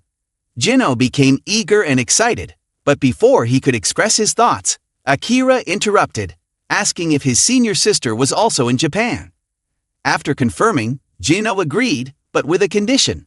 Akira, still uncertain about Jinho's intentions, looked at him with sparkling eyes, wanting to experience a flight once in his lifetime and share the news with others. After Akira left, Jinho revealed his true face. Before this, he had only pretended to be cute.